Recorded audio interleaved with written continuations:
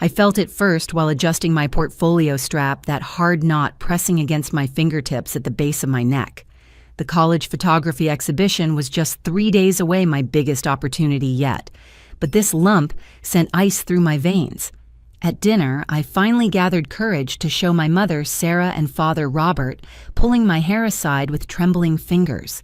Mom's face hardened instantly, her fork clattering against her plate as she declared I was manufacturing drama for attention before my show. Dad nodded along, insisting I had always been theatrical when important events approached. They shifted conversation to Tyler's football scholarship, while I sat there, my pulse hammering against that terrifying mass beneath my skin. The next morning, I slipped away from my dormitory before Jessica, my roommate, woke up. The campus health center smelled like disinfectant, and fear making my stomach churn as I signed in with shaking hands. Dr. Martinez, a woman with gentle brown eyes, examined the lump with increasingly concerned expressions, her fingers probing carefully around the mass that had haunted my thoughts all night. "Florence, I need to send you for an ultrasound immediately," she said, typing rapidly into her computer. "This requires urgent evaluation." The ultrasound waiting room felt like a tomb.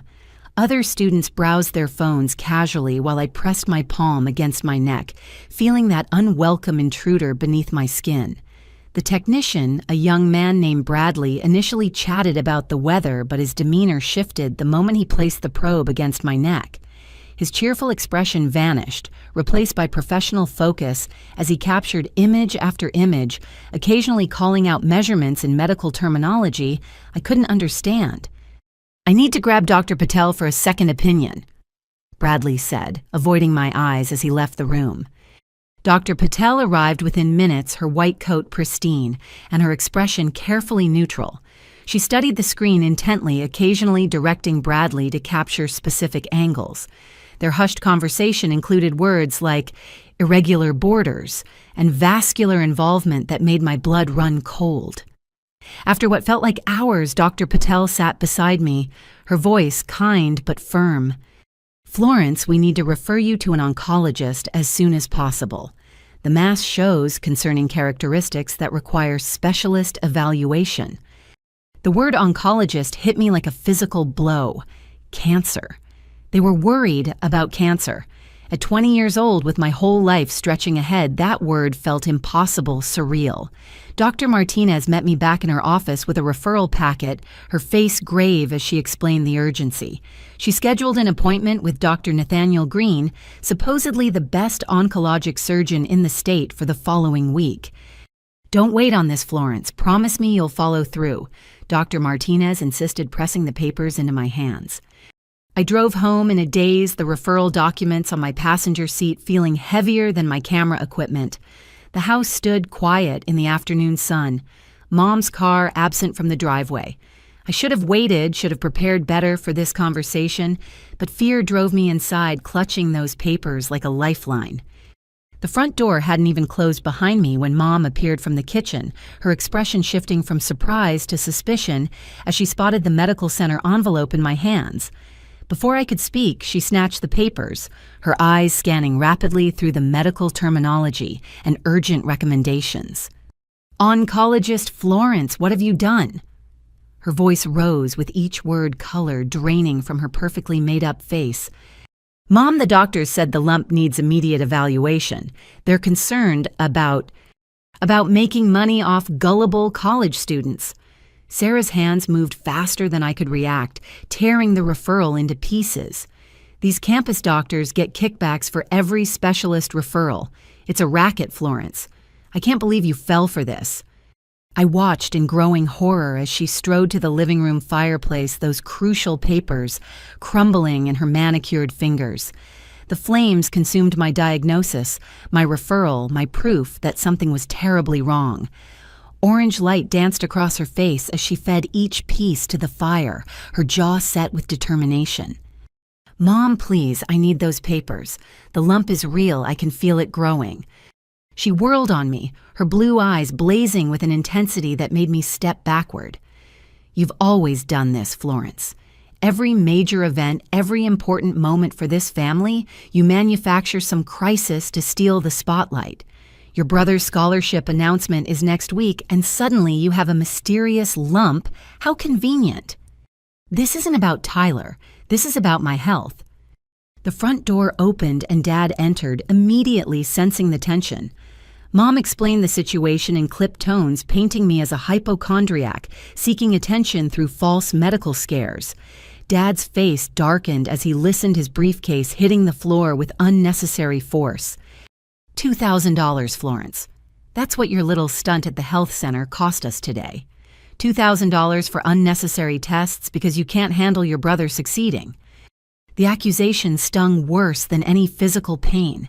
They truly believed I would fabricate illness for attention, that I was so petty and desperate that I'd invent a tumor to overshadow my younger brother.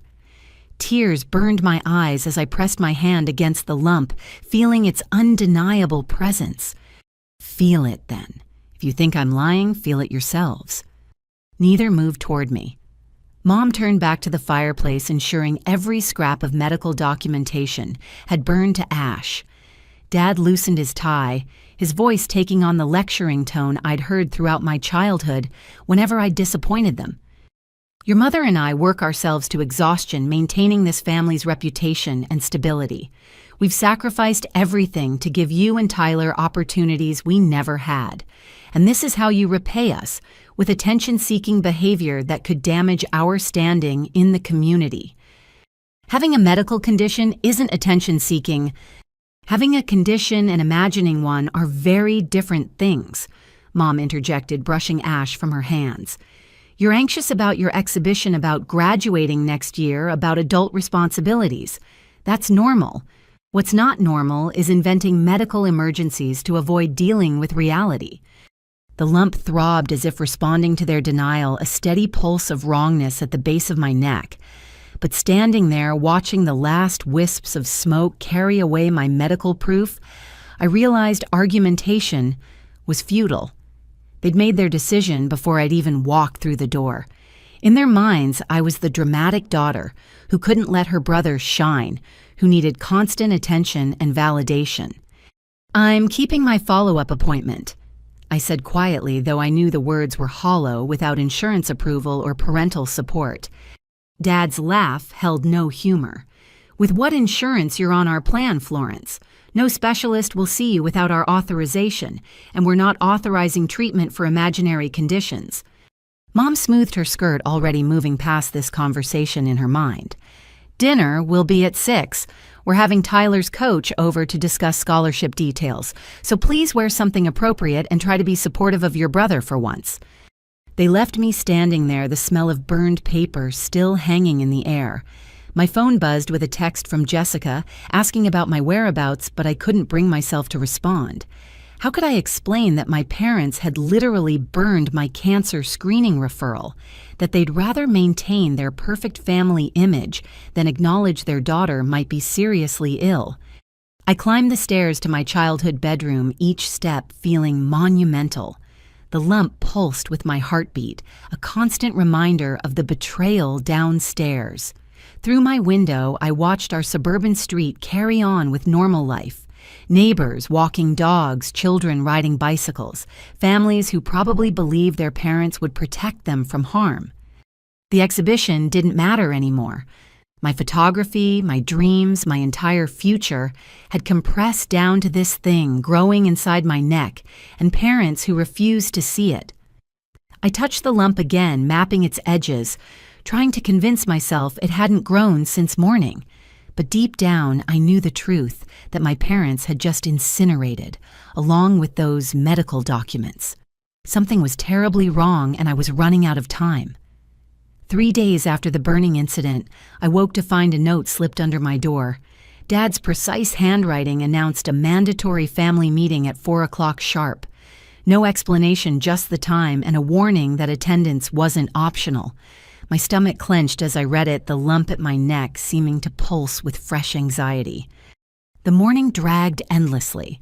I attempted to focus on my exhibition preparations, but my hands shook too badly to properly adjust my camera settings.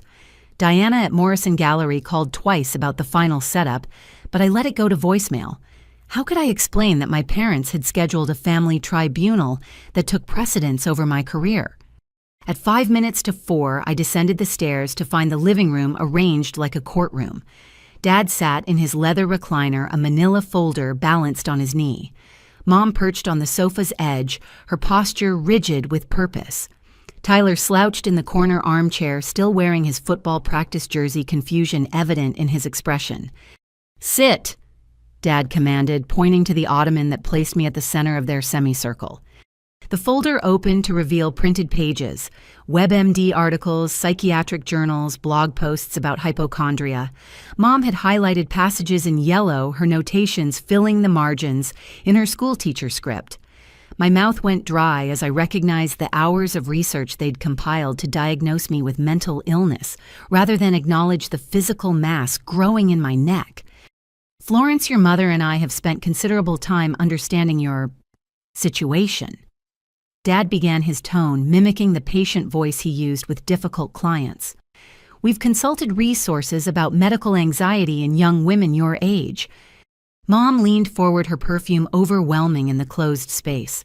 "It's more common than you'd think, sweetheart.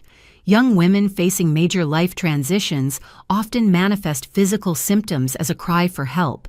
The mind is powerful. It can create sensations that feel completely real. The lump is real," I stated flatly, my hand instinctively moving toward my neck before I forced it back to my lap. "Of course it feels real to you," Mom continued, her voice dripping with false sympathy. "That's what makes psychosomatic conditions so challenging. Your brain has convinced your body that something exists." Tyler shifted uncomfortably, his eyes darting between our parents and me. At 18, he still held on to the belief that our parents acted in our best interests, that faith would crumble today, though he didn't know it yet. Dad cleared his throat, moving to the next phase of their intervention. "We've made some decisions for your well-being, Florence. First, we've modified your health insurance coverage. Specialist visits are no longer covered without explicit approval from your primary physician, who must go through us first." The words hit like physical blows. They were systematically cutting off my access to medical care, building walls between me and any hope of treatment. My fingers curled into fists, nails biting into my palms as I fought to maintain composure. "You can't do that. I'm 20 years old. I'm an adult." "An adult still on our insurance plan," Dad countered smoothly. "An adult whose education we finance, whose housing we supplement, whose entire life we support. With that support comes certain guidelines." Mom produced another document, this one, bearing the letterhead of our family physician, Dr. Harold Montgomery, a man who'd attended their dinner parties for 15 years, whose daughter had been in Tyler's graduating class. His loyalty to my parents far exceeded any medical oath. "Dr. Montgomery agrees that your symptoms are stress-related. He's prescribed a mild anti-anxiety medication and recommends counseling for your attention-seeking behaviors. He hasn't even examined me." The words exploded out, my careful control shattering. How can he prescribe anything without seeing the lump? Because there is no lump. Dad's patience evaporated, his face flushing red. "There's a stressed young woman who can't handle her brother's success, who needs to create drama to remain the center of attention." Tyler flinched at the accusation, his confusion deepening. "What's going on, Flor? Are you sick?" "Tyler, your sister is experiencing psychological difficulties." Mom explained, her tone suggesting she was protecting him from ugly truths. "It's nothing for you to worry about. Focus on your scholarship meetings." The dismissal of my brother's concerns sparked fresh rage. They were painting me as the unstable sister, the family burden who couldn't celebrate others' achievements without manufacturing crisis. Tyler would remember this version of events, would carry their narrative forward unless I could make him see truth. "Feel my neck," I said directly to Tyler, ignoring our parents' sharp intakes of breath. "Right here at the base. Feel it yourself and tell me it's imaginary." Tyler started to rise, but Dad's sharp command froze him mid-motion. "Tyler, sit down. We don't indulge delusions. It only makes them worse." "Robert's right." Mom added quickly. Participating in Florence's fantasy would be enabling harmful behavior. We have to show tough love. The phone rang, shattering the tension. Mom glanced at the caller ID, her lips pursing with annoyance. "It's your Aunt Margaret, again." "Don't answer," Dad instructed, though Mom had already declined the call. "We don't need her interfering with family matters." Aunt Margaret, Mom's younger sister who lived 3 states away, who sent birthday cards with handwritten notes and called every Sunday without fail. The sister Mom rarely discussed, whose photos had mysteriously vanished from family albums over the years. A cold suspicion crept through my mind as I watched Mom silence the phone. "Why is Aunt Margaret calling?" I asked, noting the guilty glance my parents exchanged. "She's been having some health issues. Nothing serious," Mom said too quickly, her fingers worrying at her wedding ring. "Just her usual dramatics." The lie hung obvious in the air, but before I could pursue it, Dad returned to his agenda. He produced a final document, this one requiring my signature. The text swam before my eyes.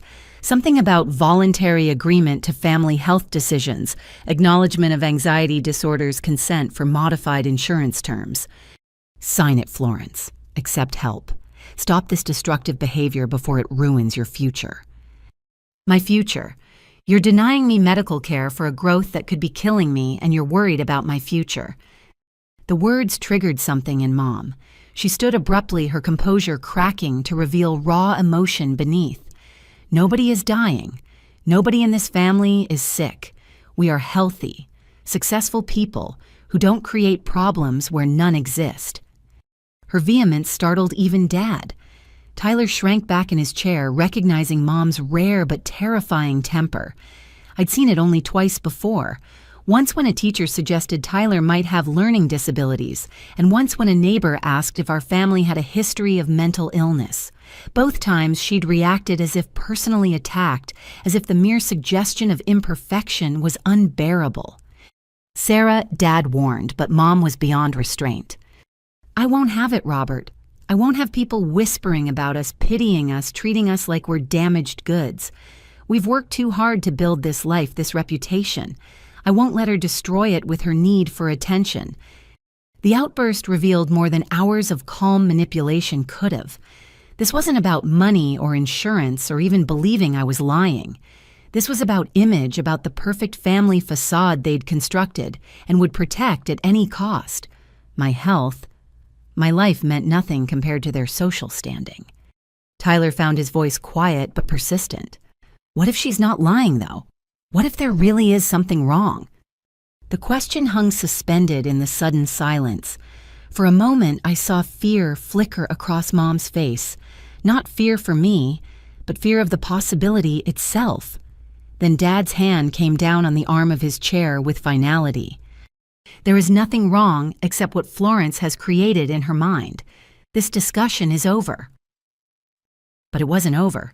Not when the phone rang again, Aunt Margaret's number lighting up the screen with persistence that suggested urgency beyond casual checking in. Not when Mom's hands trembled as she powered off the phone entirely. Not when I caught Dad glancing at my neck with something that might have been doubt before his expression hardened again. "We've also contacted your school," Dad announced, the punishment continuing. "They've been informed that you're receiving private family care for anxiety-related issues. Any attempts to seek treatment through campus services will be reported to us immediately." The trap was complete. They'd cut off every avenue, blocked every path to help. Insurance, campus health, even Dr. Montgomery, all aligned against me. I sat on that ottoman, feeling the walls close in the lump, throbbing with each panicked heartbeat. "This is abuse." I whispered the words, falling into space between us like stones into deep water. Mom laughed sharp and bitter. "Abuse. We're saving you from yourself, Florence. Someday you'll thank us for stopping this spiral before it consumed you. Someday you'll realize what you've done," I countered, standing on unsteady legs. "When it's too late, when this thing has spread beyond fixing, you'll remember this moment." "Enough dramatics," Dad said wearily. Sign the paper or pack your things. Those are your options. The ultimatum hung clear: compliance or homelessness. Submit to their version of reality or lose everything. I looked at Tyler, hoping to find an ally, but his face showed only confusion and the beginning of doubt. Their poison was already working, painting me as the unstable element in our perfect family dynamic. I signed the paper with numb fingers, each letter of my name a small death.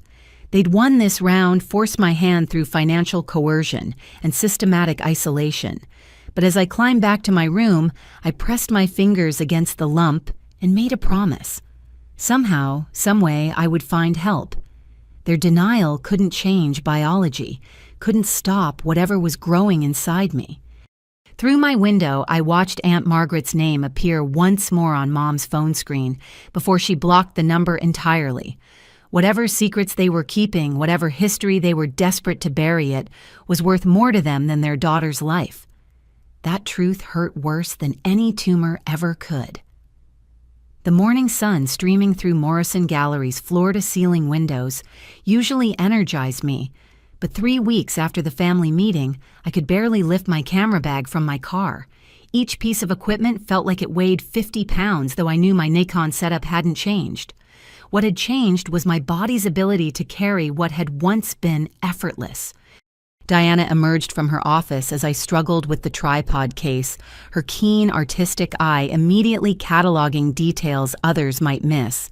The gallery owner possessed an uncanny ability to read people, like installations deconstructing their pieces to understand the whole.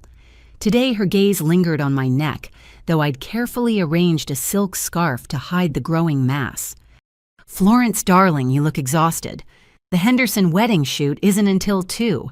Why don't you rest in the back office?" I forced brightness into my voice, adjusting the scarf as casually as possible. "Just didn't sleep well. Pre-show jitters, you know." Diana's expression suggested she knew nothing of the sort, but she allowed the lie to stand. The Henderson wedding, a coup for a student photographer arranged through Diana's connections. The mother of the bride had specifically requested the young artist with the emotional eye after seeing my portfolio. 6 months ago, I would have been ecstatic. Now I wondered if I'd survive the 8-hour shoot. The morning crawled by as I attempted to organize equipment for the wedding.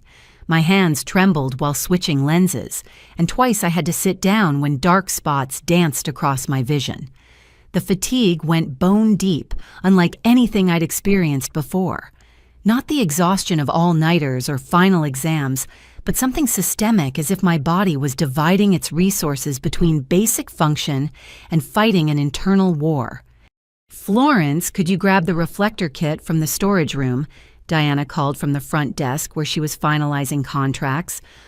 The storage room sat at the back of the gallery, perhaps 30 feet away. 6 months ago, I would have jogged there without thought. Now those 30 feet stretched like a marathon. I gripped the wall for support, willing my legs to cooperate. The reflector kit sat on a shelf at eye level, but lifting my arms to reach it sent shooting pains through my neck and shoulders. "Let me get that." Diana appeared beside me, her expression no longer politely concerned, but genuinely alarmed. She retrieved the kit easily, then placed a gentle hand on my shoulder. The touch was meant to be comforting, but I couldn't suppress a wince as her fingers grazed the edge of the swollen area. "Florence, what's really going on? And please don't insult my intelligence with more lies about poor sleep." The kindness in her voice nearly broke me. Here was an adult who actually saw my declining condition, who cared enough to push past polite fiction. But the family meeting's threats echoed in my mind. Any attempt to seek help would result in losing my housing, my education, my future. "I'm just under a lot of stress. Family stuff, you know how it is." Diana studied me with those artist's eyes, reading the story written in my pallor, my careful movements, the way I unconsciously protected my neck. "I know that whatever's happening, you're not getting the support you need. My door is always open, Florence. Always." The Henderson wedding shoot became a test of endurance. The bride Charlotte glowed with happiness while I struggled to hold my camera steady. During the ceremony, I braced myself against architectural elements, a column here, a railing there, disguising my weakness as artistic positioning. The reception proved worse with heavy equipment changes and constant movement through crowded spaces. "You're incredibly talented," Mrs. Henderson gushed during a break in formal photos. "Though you look rather pale, dear. Are you feeling all right?" Her motherly concern almost undid my composure. Here was a stranger showing more care for my well-being than my own parents. I mumbled something about the heat and escaped to the bathroom, where I confronted my reflection. The scarf had shifted during the shoot, revealing the mass that now distorted the natural line of my neck. No longer a lump, but a visible growth, angry and swollen, impossible to dismiss as imagination. I adjusted the scarf with shaking hands, applied more concealer to the bruise-like discoloration spreading from the site, and returned to finish the shoot through sheer will. Every photo cost me each smile I coaxed from the wedding party, paid for with my diminishing reserves. By the time I packed up my equipment, my entire body screamed with exhaustion. The drive back to my apartment required 3 stops. Twice to rest when dizziness threatened my ability to navigate traffic, once to vomit quietly behind a gas station. The nausea had started a week ago, sporadic at first, but increasing in frequency. Another symptom my parents would dismiss as psychosomatic, another sign my body was betraying me while they remained steadfast in their denial. Jessica was studying at the kitchen table when I stumbled through our apartment door. My roommate looked up from her nursing textbooks, her trained eyes immediately assessing my condition. We'd been randomly paired freshman year, but had chosen to continue living together through genuine friendship. She knew about my family's quirks, though not the full extent of their current cruelty.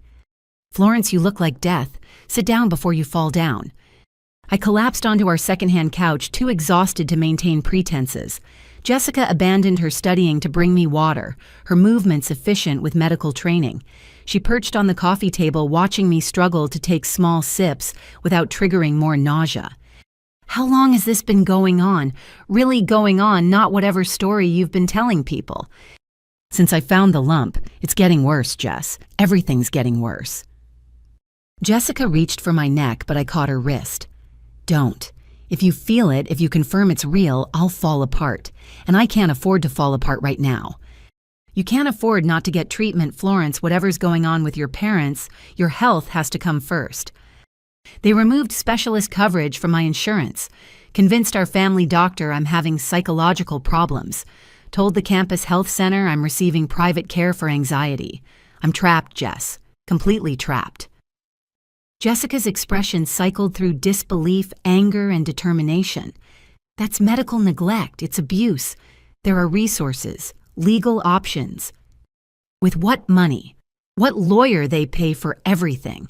My apartment, my tuition, my food. Without them, I have nothing. I lose my education, my future, everything I've worked for." "Without treatment, you might lose your life." The words hung between us, stark truth neither of us had voiced before. Jessica was right, of course. Every day brought new symptoms, fresh evidence of my body's losing battle. But the trap my parents had constructed was perfect in its simplicity. Seek help and lose everything, or stay silent and potentially die. "I'm trying to find a way." I whispered, exhaustion making honesty easier. "Diana knows something's wrong. Maybe she has connections. Maybe there's some way to get help without going through official channels." Jessica squeezed my hand, her nursing instincts clearly warring with friendship's limitations. "What about your brother, your extended family? There has to be someone who can help." "Tyler's starting to doubt me thanks to our parents' campaign. And my Aunt Margaret, something happened there. Mom blocked her number after she kept calling during the family meeting. There's history, I don't understand something they're desperate to hide." We sat in silence as twilight painted our small living room in purple shadows. The lump throbbed with my pulse, a constant reminder of time. Passing cells, dividing, chances diminishing. Soon the scarf wouldn't be enough to hide it. Soon the fatigue would prevent me from working at all. Soon the choice between silence and survival would be made for me by simple biology. "Promise me something," Jessica said finally, her voice fierce with protective anger. "If you collapse, if something happens that requires emergency treatment, you let them treat you. Don't protect your parents' reputation at the cost of your life." I nodded, though we both knew how little control I might have in such a situation. The wedding photos waited on my memory cards, beautiful moments captured while I deteriorated behind the lens. Art created, while dying beauty preserved, by someone whose own body was betraying her. There was poetry in that, though not the kind I'd ever wanted to write. Grandmother Eleanor arrived for her 75th birthday celebration on a Thursday afternoon, her silver Mercedes pulling into our driveway with the practiced precision of someone who'd made this journey countless times. From my bedroom window, I watched Dad rush out to help with her luggage, his movements unusually hurried. Mom stood in the doorway, her smile fixed, but tense arms crossed over her chest in a posture I recognized as defensive. I'd been looking forward to Grandmother's visit for weeks. Unlike my parents, she possessed a sharp pragmatism that cut through pretense. If anyone could see through their denial, could force them to acknowledge the truth written in my declining health, it would be Eleanor. The scarf around my neck had been replaced by a turtleneck despite the warm spring weather, the mass now too large for silk to disguise. "Florence, come help your grandmother settle in." Mom's voice carried up the stairs with false cheerfulness. I descended carefully, gripping the banister as dizziness threatened my balance. 3 days had passed since the Henderson wedding, and my body hadn't recovered from the exertion. Diana had insisted I take time off her concern, evident despite my attempts at reassurance. The gallery felt like my only safe space, now the one place where someone saw my struggle without judgment. Grandmother Eleanor stood in our foyer, her steel-gray hair perfectly coiffed, her bearing regal despite her age. Those sharp blue eyes, the same shade as Mom's but infinitely warmer, found me immediately. Her expression shifted, cataloging changes with the thoroughness of someone who'd raised 3 children and buried a husband. She opened her arms for an embrace, and I fell into them gratefully. My darling girl," she murmured against my hair, "let me look at you properly." She held me at arm's length, those keen eyes missing nothing. The weight loss, the pallor, the careful way I held my head to minimize pain. Her fingers ghosted near my neck, not quite touching, but clearly noting the turtleneck in spring. When her gaze met mine again, I saw knowledge there, terrible understanding that made my throat tight with unshed tears. "Eleanor, you must be exhausted from the drive," Mom interjected quickly. "Your room is ready and dinner will be at 6. "Sarah, I've driven here from Richmond dozens of times. I'm perfectly fine." Grandmother's tone brooked no argument. Florence was about to show me her latest photography work, weren't you, dear? It wasn't a question. I nodded, grateful for the excuse to escape my parents' suffocating presence. Grandmother linked her arm through mine, her grip surprisingly strong, as she provided subtle support for my unsteady gait. We made our way to the converted garage that served as my makeshift studio, leaving my parents exchanging worried glances behind us. Once inside the studio, away from watching eyes, Grandmother's facade crumbled. She guided me to sit on the worn love seat I'd rescued from a yard sale, then settled beside me with careful movements that belied her age. Her hand found mine, paper-dry skin warm and comforting. "Show me," she said simply. I knew what she meant. With trembling fingers, I pulled down the turtleneck's collar, revealing what I'd hidden for weeks. The mass distorted my neck's natural lines, swollen and angry-looking, with veins visible beneath stretched skin. Grandmother's intake of breath was sharp-pained, but she didn't look away. Instead, she studied it with the same unflinching gaze she'd once used to assess skinned knees and childhood injuries. "How long?" "I found it 2 months ago. It's grown significantly since then." "And your parents?" "They burned my referral to an oncologist, said I'm making it up for attention, that it's all in my head.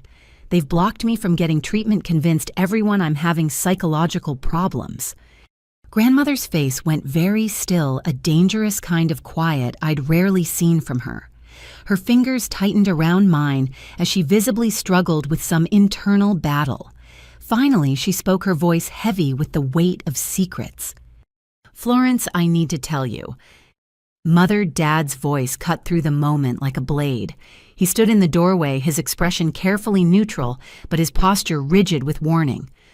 "Robert's on the phone from Seattle. He wanted to wish you happy birthday." "Robert can wait," Grandmother said firmly. "I'm speaking with my granddaughter." "It's international. The connection is poor. You should take it now." They stared at each other, some silent communication passing between them that I couldn't decipher. Grandmother's jaw worked as if she were chewing words too dangerous to speak. Finally, she rose, squeezing my shoulder as she passed. "We'll continue this later, Florence, I promise." But we wouldn't. I realized that as I watched Dad escort her back to the house, his hand firm on her elbow, his head bent close to hers in urgent conversation. Whatever Grandmother had been about to reveal, Dad would ensure she stayed silent. The family secrets would remain buried, even if they buried me alongside them. Dinner that night was an exercise in suffocating normalcy. Tyler dominated conversation with stories from spring football practice, while Mom orchestrated the meal with her usual precision. Grandmother sat quietly pushing food around her plate, her gaze occasionally finding mine across the table. Each time our eyes met, I saw apology there, mixed with frustration, and something that might have been fear. "Florence hasn't been eating much lately." Mom observed, her tone light but pointed as she noticed my mostly untouched plate. Another symptom of her anxiety issues. "Anxiety." Grandmother's voice sharpened. "What anxiety issues?" "Oh, we didn't mention it in our calls. Florence has been struggling with some psychological challenges. Attention-seeking behaviors, somatic complaints, very common in young women her age." The lie fell into the space between us like a gauntlet. Grandmother's knuckles whitened as she gripped her fork, her gaze moving between my parents with dawning understanding. She'd raised Sarah new. Her tells recognized the particular brand of denial her daughter wielded like a weapon. "I see," Grandmother said slowly, "and these somatic complaints, what form do they take?" Dad cleared his throat, warning, but Grandmother ignored him. Her eyes stayed fixed on Mom, who fidgeted with her napkin under that steady regard. The silence stretched uncomfortably until Tyler shifted in his seat, clearly sensing undercurrents he didn't understand. "She thinks she has a tumor," Tyler offered, trying to diffuse tension he couldn't name. But Mom and Dad took her to Dr. Montgomery, and he said it's just stress. Dr. Montgomery examined her. Grandmother's question came sharp as a scalpel. "He didn't need to examine her," Mom replied defensively. "Robert and I provided comprehensive information about her behaviors. Harold agreed that validating delusions would be counterproductive. Harold Montgomery hasn't practiced real medicine in 15 years. He writes prescriptions for country club wives and signs whatever forms keep his lifestyle funded." Grandmother's words dripped contempt. "If my granddaughter has a growth, there is no growth." Mom's composure shattered her voice, rising to near shriek. "There is no tumor, no cancer, no disease.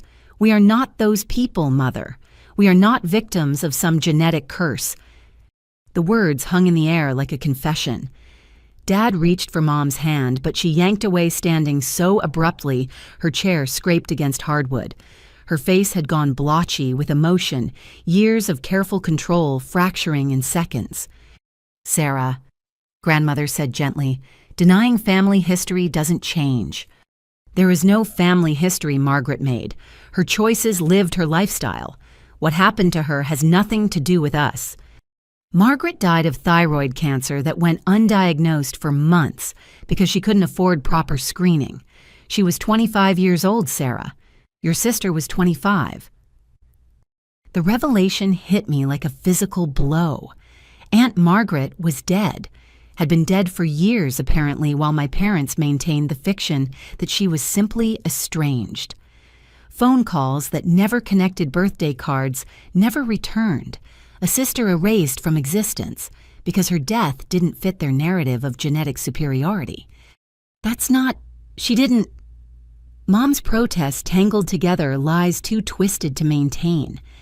She died in my arms, grandmother continued relentlessly, begging me to make sure her niece and nephew knew the truth about our family's medical history, the thyroid conditions, the autoimmune disorders, the cancers that strike young if not caught early.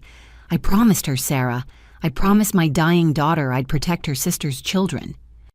And I promised myself I'd protect my children from that fear, Mom shot back. From growing up thinking they're doomed, checking every bump and lump, living in terror of their own bodies. So instead, you let them die of treatable conditions. The question fell like a hammer blow. Tyler had gone pale, his gaze moving between family members as his worldview restructured itself. Dad sat frozen, his careful neutrality shattered by revelations he couldn't spin or control. And Mom stood there with tears streaming down her face, her perfect makeup destroyed, looking every inch the frightened woman who'd watched her sister die and decided denial was safer than truth. Florence needs treatment, grandmother stated firmly. Whatever it costs, whatever specialists she needs, I'll pay for it. This ends now. You will not interfere in our family. Dad found his voice authority reasserting itself. We are her parents. We make medical decisions for our dependent children. Then I'll petition for medical guardianship based on neglect. I'll hire lawyers, create public scandals, destroy the reputation you value more than your daughter's life. Don't test me, Robert. I've already buried one grandchild. I won't bury another. The threat landed with devastating effect. Dad's face went through several color changes as he calculated social damage versus filial obedience. Mom sank back into her chair, looking smaller than I'd ever seen her. The careful constructs of our family dynamic lay in ruins, truth finally too heavy for delusion to support. But even as hope bloomed in my chest, I saw the glance my parents exchanged. The silent communication of partners who'd weathered storms before, who knew how to close ranks against outside threats. Grandmother was 75, lived states away, had limited resources for extended legal battles. They could wait her out, make promises they wouldn't keep, maintain their stranglehold through simple proximity. We should discuss this privately, Dad said smoothly, his corporate negotiation voice emerging. After cake, perhaps. It is your birthday after all, Eleanor. My birthday wish is for my granddaughter to see an oncologist immediately. And she will, Mom lied with recovered composure. We've already been reconsidering our approach. Haven't we, Robert? Of course. Florence's well-being is our primary concern. Always has been.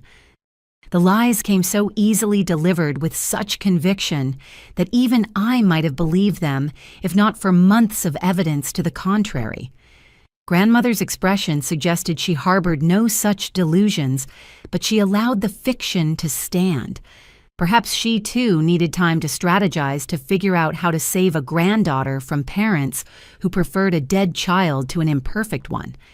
After dinner, I tried to corner grandmother alone, desperate for the rest of her revelations about family history. But my parents had learned their lesson. Dad monopolized her attention with financial discussions, while Mom hustled me upstairs, insisting I looked tired and needed rest. From my bedroom window, I watched them take grandmother for an evening walk, one on each side, like gentle jailers. Tyler knocked on my door near midnight, his face puffy from crying. My golden boy brother, the football star with the scholarship and bright future, looked lost and young in his pajamas. He sat on my bed, shoulders hunched with the weight of unwelcome knowledge. Is it true about Aunt Margaret, about genetic stuff? I don't know. Tonight's the first I've heard of it. But Tyler, this lump is real. I need you to know that to believe me.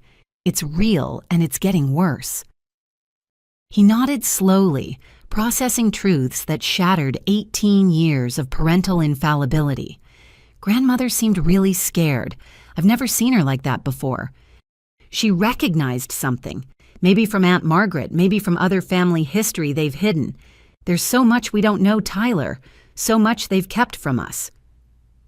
What are you going to do? The question I asked myself hourly. What could I do, trapped by financial dependence and systematic isolation? Even with grandmother's support, my parents held all the cards. They'd proven tonight that they'd rather live with comfortable lies than face difficult truths, even if those lies cost their daughter's life. I don't know, I admitted. Try to survive until I can find a way out. Tyler hugged me, then careful of my neck, his football player's strength tempered by newfound awareness of my fragility. When he left, I lay in the dark, feeling the mass pulse with my heartbeat, wondering how many more family dinners I'd survive. Grandmother would leave in 2 days, return to Richmond with her terrible knowledge and limited power to help, and I'd remain here dying by degrees while my parents perfected their performance of loving concern. The betrayal had deepened tonight, spread from simple denial to revealed deception spanning years. They'd hidden a sister's death, erased family medical history, chosen reputation over truth at every turn. The lump at my neck felt almost secondary to the cancer of lies that had metastasized through our family's foundation.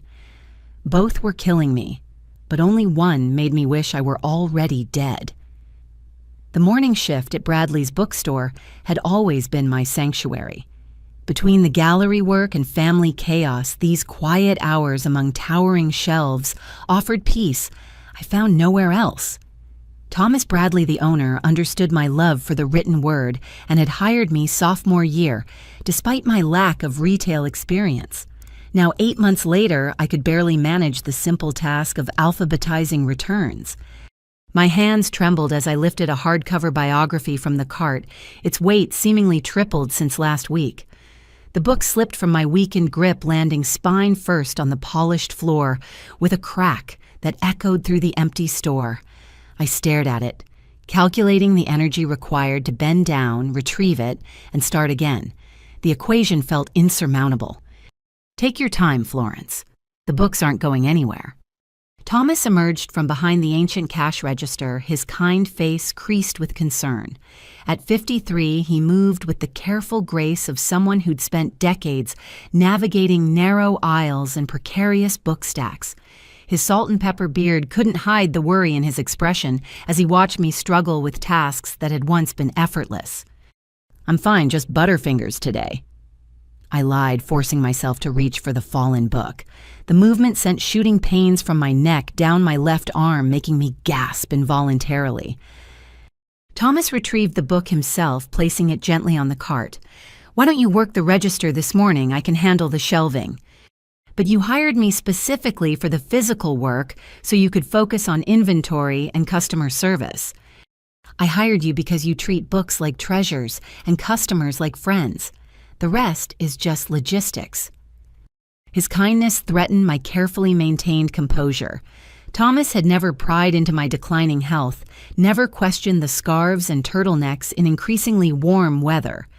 But he'd quietly adjusted my duties, reduced my hours while maintaining my pay, created a safety net I desperately needed but couldn't acknowledge without falling apart. I made it 90 minutes before the first wave of vertigo struck. A customer was asking about travel guides to Italy, her voice fading in and out like a badly tuned radio. I gripped the counter's edge knuckles, white with effort, trying to focus on her moving lips. The fluorescent lights seemed to pulse with my heartbeat, each throb sending lightning through my skull. Miss, are you all right?" The woman's concern pierced through the fog. I forced my eyes open. When had I closed them? To find her leaning across the counter, one hand extended as if to catch me. Behind her, Thomas had abandoned his pricing to move closer, his body language coiled to spring into action. Just a head rush. I managed the words thick and clumsy. The travel section is on the second floor, left side, past the reading nook. She departed reluctantly, casting worried glances over her shoulder. Thomas waited until the door chimes settled before approaching his movements, careful as if I might spook like a wounded animal. He'd seen through my bravado from the beginning, I realized. had been watching me deteriorate for weeks with the patience of someone who understood suffering. "Florence, when's the last time you ate something substantial?" The question required thought I couldn't spare. Yesterday, the day before food had become an enemy, my throat too swollen to swallow comfortably in my stomach, rebelling against anything more complex than water and crackers. The energy required to eat felt better spent on simply surviving each day. This morning, I lied reflexively. "Big breakfast." "Try again. And this time, remember that I've known you for almost 3 years. You're a terrible liar when you're healthy, and whatever's happening now has only made you worse at it." Tears pricked my eyes at his gentle honesty. Here was another person willing to see my truth, to acknowledge what my parents denied with such vehemence. But acknowledging meant explaining, and explaining meant revealing the depth of my family's betrayal.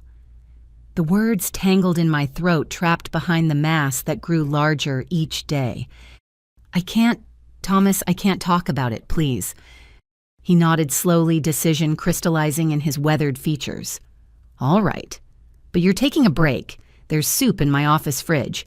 Annie made too much, again insisted I bring leftovers. You're going to eat at least half a bowl while I handle the floor. The afternoon rush. We'll survive without you for 30 minutes. Go. That's an order from your tyrannical boss." His wife Annie's soup was homemade chicken noodles still warm in its container. I managed 3 spoonfuls before my body rebelled, sending me racing for the employee bathroom. When I emerged shaky and humiliated, Thomas stood outside with a bottle of water and a dampened paper towel. "That's it. I'm calling someone to pick you up." "No." The word came out sharper than intended, panic flooding my system. If he called my parents, if they discovered I'd been struggling at work, they'd use it as evidence of my supposed mental breakdown. "Please, Thomas, I just need a few minutes. I can finish my shift." "Florence, you can barely stand upright. Whatever's going on, pushing yourself like this isn't helping." "You don't understand. If I leave early, if anyone finds out I'm struggling, I'll lose everything. My job, my apartment, my education, everything depends on maintaining the illusion that I'm fine."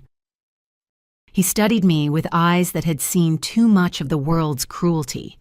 Thomas had bought the bookstore after a career in social work, burning out on a system that failed the vulnerable. He recognized desperation, knew the look of someone trapped by circumstances beyond their control. "All right," he said finally, "but we're doing this my way. You're going to sit behind the counter on the stool. No lifting, no climbing, no exertion beyond ringing up purchases. If you feel faint again, you tell me immediately. Deal." I nodded gratefully, following him back to the register on unsteady legs. The next hour passed in a blur of transactions and forced smiles. Regular customers commented on my appearance. "You look tired, dear," and "Are you feeling all right?" Each observation another crack in my failing facade. Then Mrs. Patterson arrived with her weekly romance novel selection, chattering about her grandchildren as I scanned her books. The scanner felt impossibly heavy in my hand, the simple motion of passing it over barcodes requiring tremendous concentration. Black spots danced at the edges of my vision, multiplying with each breath.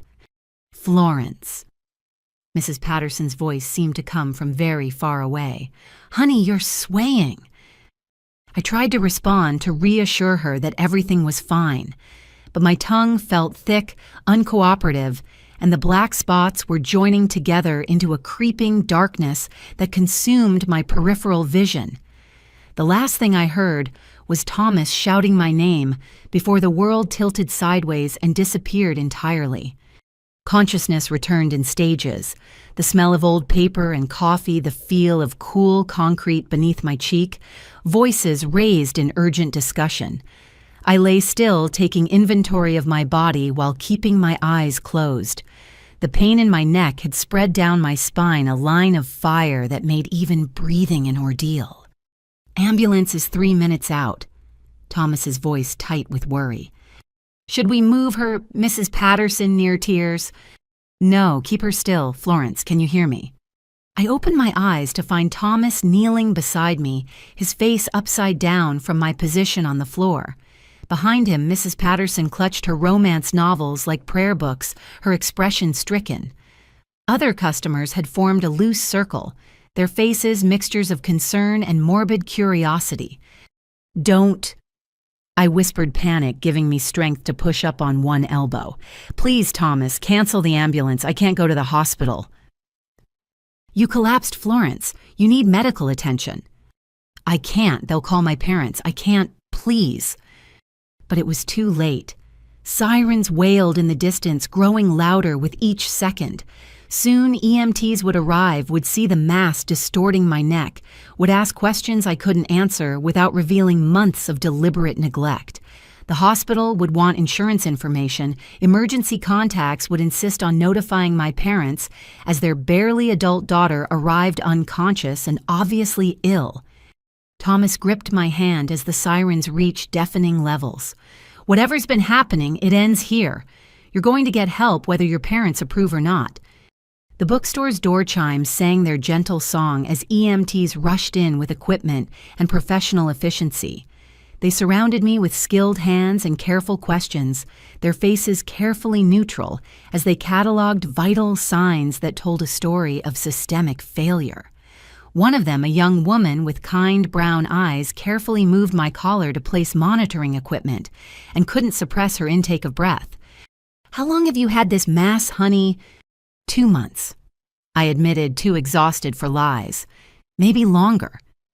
"And you're being treated by—" "No one. My parents won't let me see a doctor. They think I'm making it up." The EMTs exchanged glances over my head, professional communication that spoke volumes. The woman squeezed my shoulder gently as they prepared to move me onto a gurney. "Well, you're going to see lots of doctors now. We're taking you to St. Mary's and they're going to take excellent care of you." As they wheeled me through the bookstore, past shelves that had been my refuge, and customers who'd shown more concern than my own family, I caught sight of Thomas. He stood by his register phone already in hand, jaw set with determination. He'd call my parents, I knew, but not to enable their delusions. Thomas Bradley had spent a career protecting the vulnerable, and today that included me. The ambulance doors closed on my old life, the one where I pretended everything was fine, where I hid my symptoms and enabled my parents' denial. Whatever came next, whether treatment or confrontation or the complete destruction of my family's carefully constructed image, it started with this unwilling journey toward truth.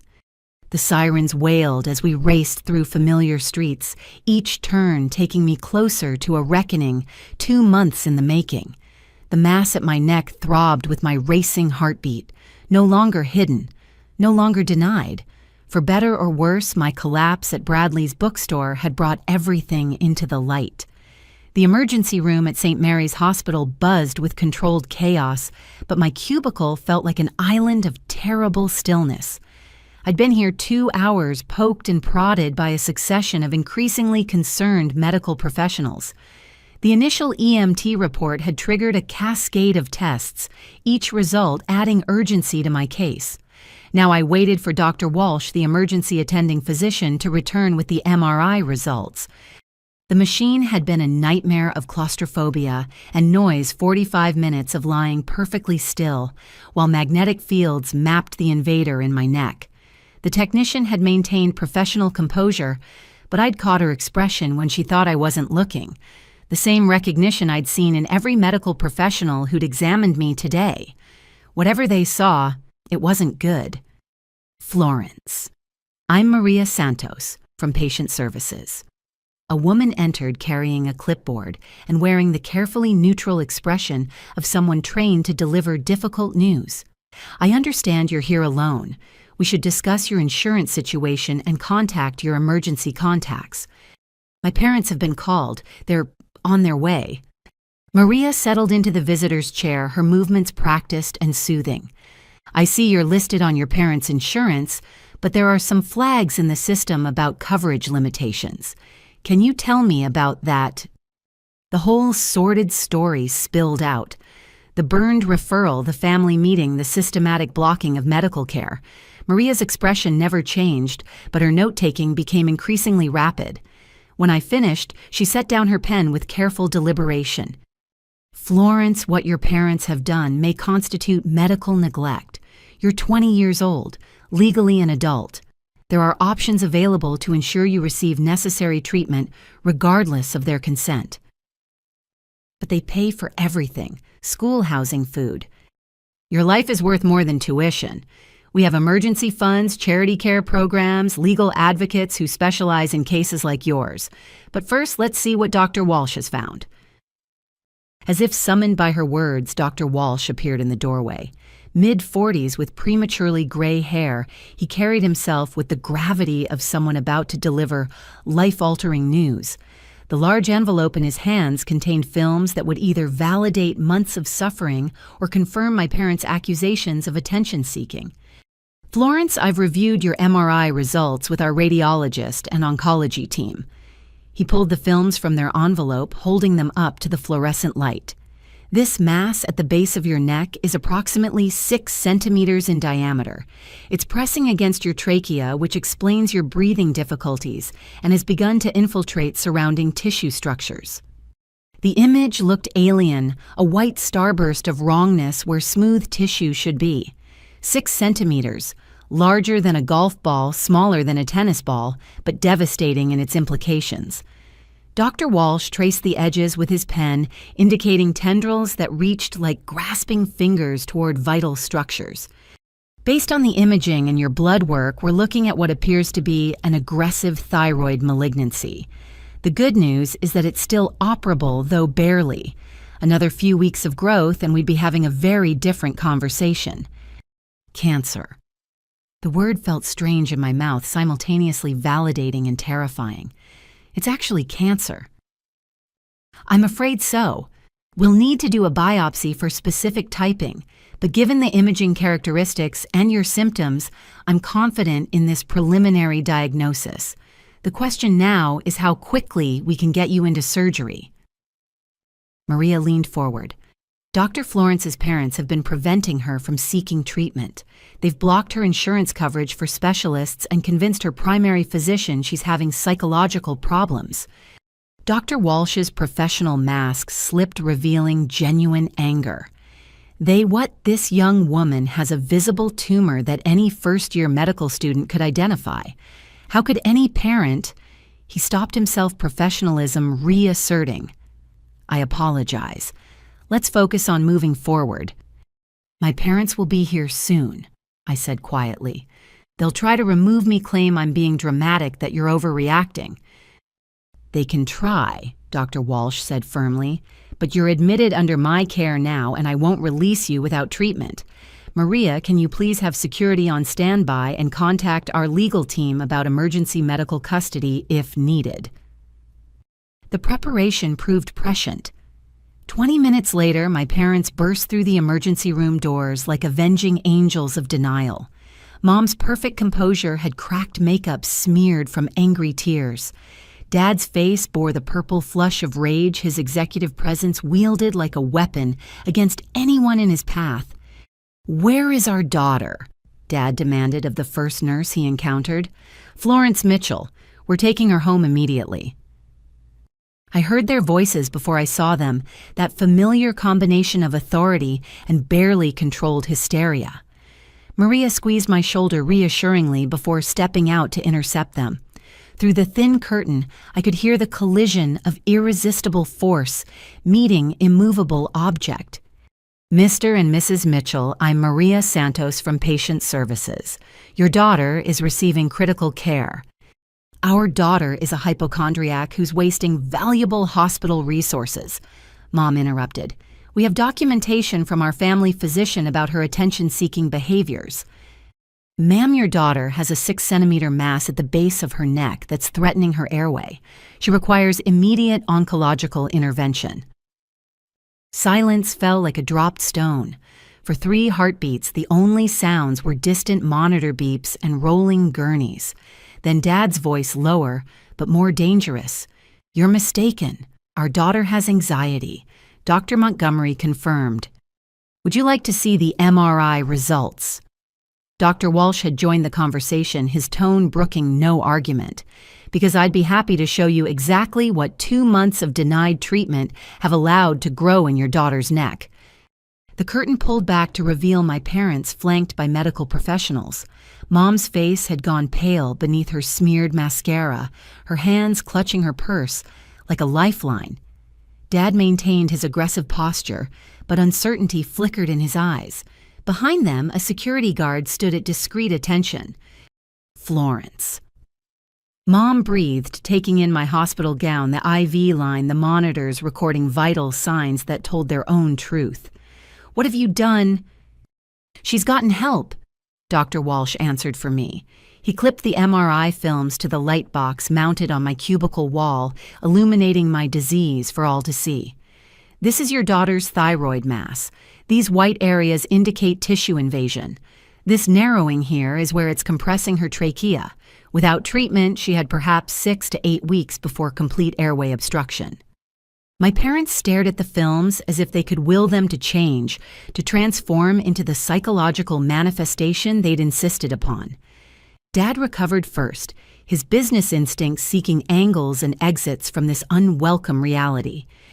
"There must be some mistake. Our family physician is either incompetent or complicit in medical neglect," Dr. Walsh interrupted. "This mass is visible to the naked eye.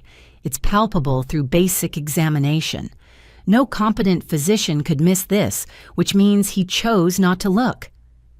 Mom sank into the visitor's chair Maria had vacated, her carefully constructed world crumbling.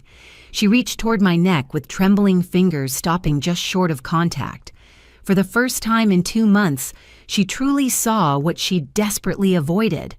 The visible distortion, the angry swelling, the thing that made her daughter imperfect and therefore impossible.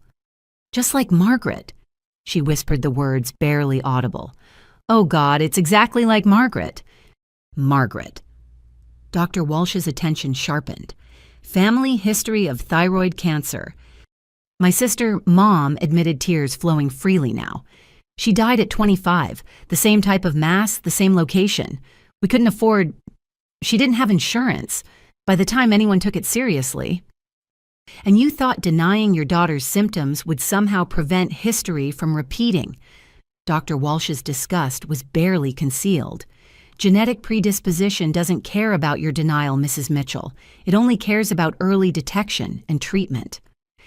Dad had moved to the light box, studying the films with the intensity he usually reserved for quarterly reports. His finger traced the tumor's outline, following those reaching tendrils with growing horror.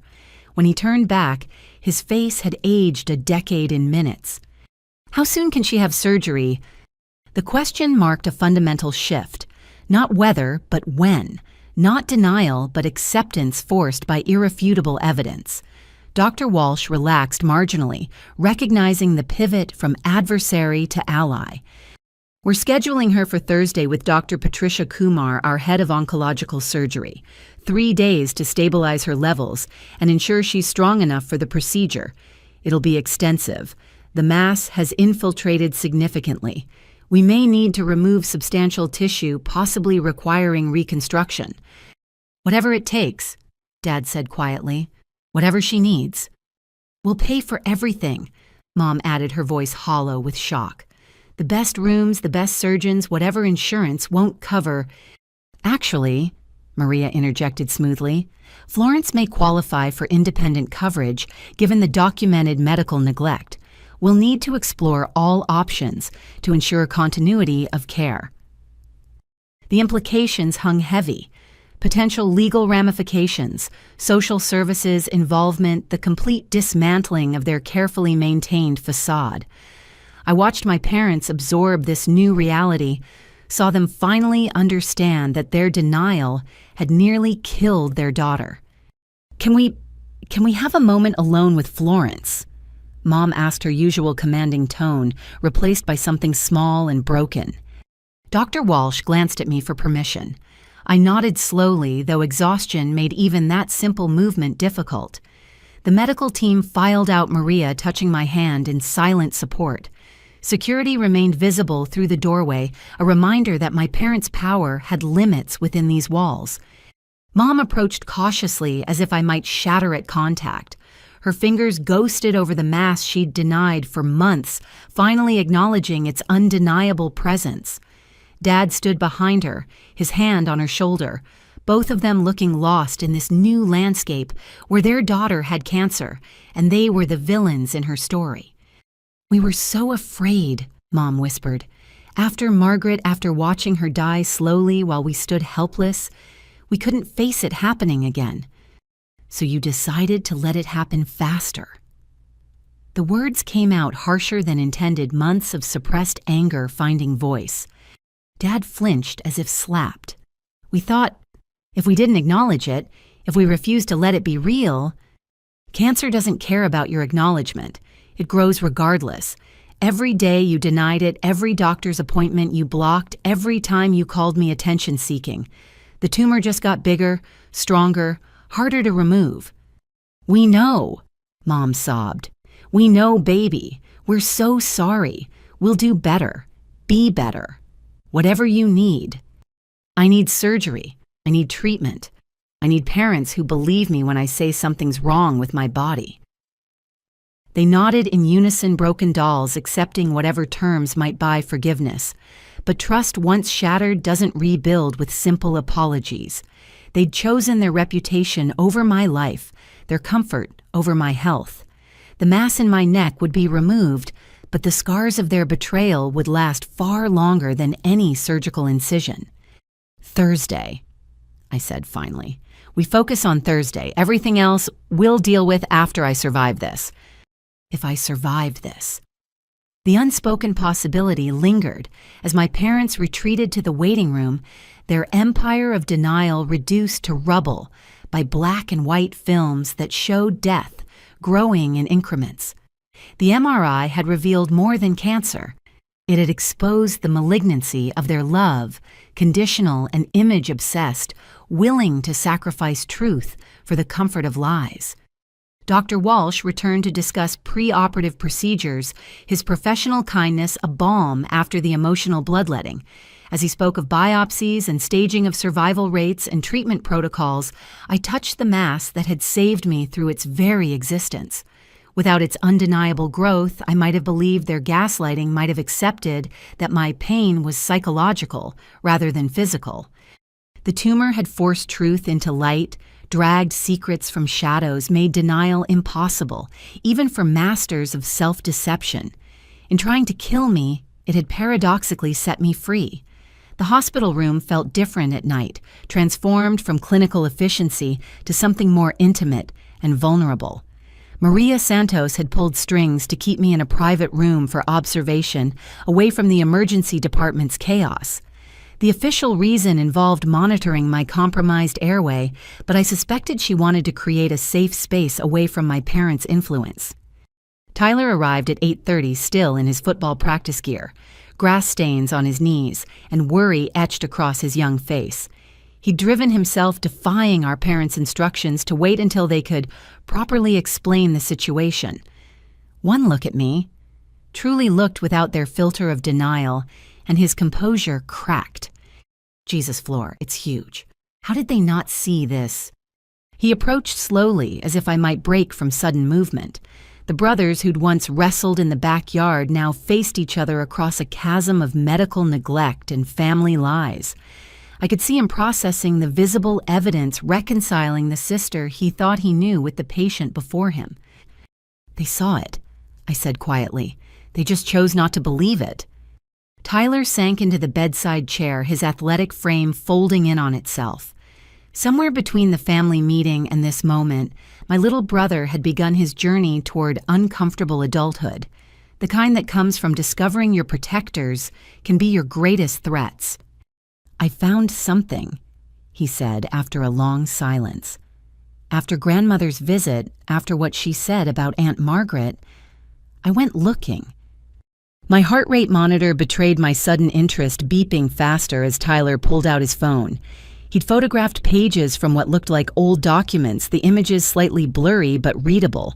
Medical records, death certificates, correspondence, and faded ink. Mom keeps a box in the attic. Behind the Christmas decorations, inside another box, labeled Tax Returns 1995. I don't think Dad even knows it exists. He scrolled through images with shaking fingers. Aunt Margaret died on May 15th, 20 years ago. Papillary thyroid carcinoma with lymphatic involvement. Says here it was treatable if caught early. The words on the screen blurred as tears filled my eyes. My aunt, my namesake in stubbornness, if not in name, had died of exactly what grew in my neck. Treatable, if caught early. A refrain that would haunt my parents if they had any conscience left. There's more? Tyler continued, his voice thick with emotion. Grandmother's sister, Elizabeth, died at 32. Same thing. Great Aunt Rose on Mom's side, 28. There's a genetic counselor's report from 15 years ago recommending annual screenings for all family members starting at age 18. 15 years ago, when you were 3 and I was 5. They knew Fleur. They've known our entire lives that we were at risk, and they did nothing. Worse than nothing, they actively hid it. A knock interrupted our devastating archaeology. Maria entered with a young man in scrubs who introduced himself as Dr. Benjamin Park, the overnight hospitalist. He looked barely older than Tyler, but his eyes held the weight of someone who'd already seen too much preventable tragedy. I've been reviewing your case, Dr. Park said, settling at the foot of my bed. Maria filled me in on the family dynamics. I'd like to keep you for observation tonight, given your airway compromise and the emotional stress of today's revelations. My parents have no say in your medical care. You're 20 years old, legally competent, and in a safe environment. They can visit during normal hours if you choose to allow it, but they cannot remove you against medical advice. The relief nearly undid me. For months, I'd been trapped in their web of denial, isolated from help by financial dependence and systematic gaslighting. Here, finally, were professionals who saw through the facade, who prioritized my health over their comfort. There's something else, Maria added gently. The social worker on call would like to speak with you about your home situation. Given the documented medical neglect and your financial dependence, there may be resources available to help you maintain independence during treatment. You mean not going back home? That would be your choice. But we want you to know you have options beyond returning to an environment that endangered your life. Tyler's hand found mine, squeezing with protective ferocity. My baby brother, the golden child who'd never questioned our parents' perfection, was recalculating his entire world view in real time. I could see him weighing loyalties, choosing sides in a war he'd never asked to join. I'll help, he said firmly. Whatever you need, Fleur. Money, transportation, a place to stay. I've got scholarship money coming in and I can take out loans. Tyler, no, you can't jeopardize your future for me. You think I could play football knowing my sister is dying because our parents cared more about their reputation than her life? His voice cracked on the last word. I've been their perfect son while they let you suffer. That ends now.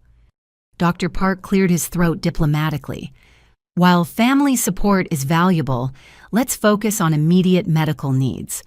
Florence, we've scheduled your biopsy for tomorrow morning. Dr. Kumar wants cellular confirmation before Thursday's surgery, though the imaging is fairly conclusive. We discussed procedures and possibilities, the cold medical terminology somehow comforting after months of emotional manipulation. Cancer had stages, grades, treatment protocols, concrete realities that couldn't be denied or twisted to fit convenient narratives. As Dr. Park left, Tyler's phone buzzed with messages. Our parents demanding his return, threatening consequences for his betrayal. He turned the phone face down without responding, his jaw set with determination I'd rarely seen outside the football field. Show me more, I requested, gesturing to his photographed evidence. The box's contents revealed a family history our parents had desperately tried to bury. Medical records spanning generations, all showing the same pattern. thyroid masses appearing in young women, treatable when caught early, fatal when ignored. Margaret's records were the most detailed, including increasingly desperate letters to various clinics begging for payment plans, charity care, anything to save her life. "This one got to me," Tyler said, showing me a handwritten note in Margaret's distinctive scrawl. It's dated 2 weeks before she died. "Sarah, I know you're scared for your future children, but promise me you won't hide from this. Promise me you'll tell them the truth, get them tested, give them the chance I didn't have. Love them enough to face the fear. All my love, Maggie." "She broke her promise," I whispered. Mom read this, held her dying sister's last wish, and decided comfortable lies were easier than uncomfortable truths. "There's one more thing," Tyler said reluctantly. "I wasn't sure if I should show you, but you deserve to know everything." The final image showed a birth certificate. Margaret Ann Mitchell, born 3 years before Mom died at 25. But it was the attached note that stole my breath. A genetic test result showing Margaret had been adopted. No blood relation to our mother, no shared genetic risk. "She wasn't even genetically related," Tyler said unnecessarily. "Mom let her adoptive sister die of a hereditary disease that couldn't have been hereditary for her, and then used her death to justify hiding the real family history from us." The betrayal deepened with each revelation, layers of deception, peeling back to reveal a rotten core.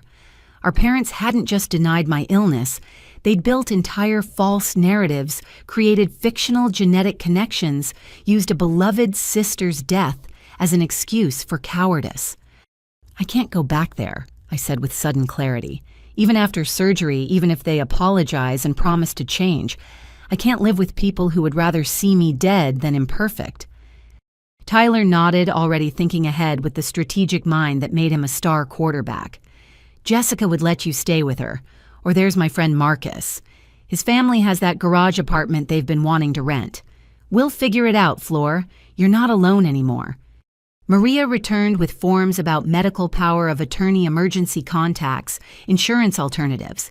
As I filled them out, naming Tyler and grandmother Eleanor instead of my parents, I felt something shift. The mass in my neck remained. Cancer still grew with each passing hour, but I was no longer trapped by their denial. "Your parents are in the waiting room," Maria mentioned carefully. "They've asked to see you several times. Security is keeping them there, but I wanted you to know." "Let them wait," Tyler said fiercely. "Let them sit there all night thinking about what they've done." But I was already beyond anger, floating in that strange space between diagnosis and treatment, where everything feels simultaneously urgent and suspended. My parents had made their choices prioritize their fears over my life. Now I would make mine, choosing survival over family harmony, truth over comfortable lies. "Tell them visiting hours start at 9 tomorrow," I decided. "If they want to see me, they can wait like everyone else." Maria smiled approvingly and left to deliver the message. Tyler settled in for the night, ignoring our parents' increasingly frantic texts. We talked quietly about everything and nothing. His football season, my photography, the future that suddenly seemed both more precious and more precarious. The truth had unraveled completely now, 2 decades of deception exposed by one stubborn tumor. In trying to protect us from genetic destiny, our parents had nearly ensured its fulfillment. The irony might have been amusing if it weren't so nearly fatal. As midnight approached and Tyler dozed in the uncomfortable chair, I touched the mass that had changed everything. Thursday's surgery loomed with all its risks and uncertainties, but for the first time in months, I faced it with truth as my companion rather than denial as my enemy. The cancer might kill me still. Dr. Kumar had been honest about the tumor's aggressive nature and advanced stage, but if I died, it would be while fighting, while treating the disease my parents pretended didn't exist. That was its own kind of victory, small and bitter, but mine to claim. Morning arrived with a parade of professionals who actually believed in my illness. The biopsy had confirmed papillary thyroid carcinoma, with aggressive features validating months of dismissed symptoms. As I processed this official diagnosis, unexpected visitors began arriving. People who'd witnessed my decline and refused to stay silent any longer. Diana Chen from Morrison Gallery appeared first carrying a leather portfolio and wearing the determined expression that had built her artistic empire. She navigated the hospital corridors with the same precision she used to curate exhibitions, finding my room despite the maze of identical hallways. "Florence, darling, I've been worried sick since you missed your shift yesterday." She settled into the visitor's chair with practiced grace, her sharp eyes cataloging medical equipment with growing concern. "When I called the bookstore, Thomas told me what happened." "I'm sorry about missing work." "Don't you dare apologize. What I want to know is why you've been suffering in silence when people who care about you could have helped." The story tumbled out again, each retelling making it more real. Diana listened with increasing outrage, her perfectly manicured nails tapping against the portfolio in agitation. When I finished, she opened the leather case with deliberate precision. "I started documenting your decline 6 weeks ago," she said, spreading photographs across my hospital blanket. "At first, I thought you were stressed about the exhibition, but as an artist, I notice bodies, how they move, how they occupy space, how they change." The photographs told my story more eloquently than words ever could. The first showed me hanging a piece in early January, stretching easily to reach high corners. By February, I was using a ladder for tasks that once required only raised arms. March showed me bracing against walls. April captured my trembling hands, struggling with simple equipment. "This one made me start the documentation project," Diana said, indicating a photo from 5 weeks ago. "You didn't know I was watching, but look at your posture." In the image, I stood in profile, adjusting lighting unconsciously, protecting my neck with one raised shoulder. The defensive position of someone in constant pain, trying to shield an injury from further harm. Even in black and white, the swelling was visible as an unnatural shadow at my neck's base. These are time-stamped Florence, metadata intact. They show progressive physical deterioration over 2 months. If you need evidence for any legal proceedings. The possibility hadn't occurred to me, too focused on immediate survival to consider consequences. Medical neglect, especially with documented proof, carries serious ramifications, but we'll discuss that later. Right now, I have a more pressing question. How are you paying for treatment? My parents said they'd cover everything, but you can't trust people who denied you care for months." Diana pulled out her phone with business-like efficiency. "I've already spoken with the gallery's board. We have an emergency artist fund for situations exactly like this. It's yours if you need it." Before I could protest, Thomas Bradley arrived carrying a worn leather satchel and the faint smell of old books that followed him everywhere. He paused in the doorway, taking in Diana's presence, with the careful evaluation of someone accustomed to reading situations like stories. "I hope I'm not interrupting," he said, though his tone suggested he'd interrupt anything to check on me. "I brought some things." He produced paperback novels from his satchel. Comfort reads he'd noticed me gravitating toward during quiet shifts. Beneath them lay an envelope that he placed on my bedside table without comment, though its thickness suggested more than a get-well card. "The bookstore community takes care of its own," he said simply. "Several regular customers asked after you. Mrs. Patterson alone insisted on contributing when she heard about your situation." "Thomas, I can't." "You can and you will.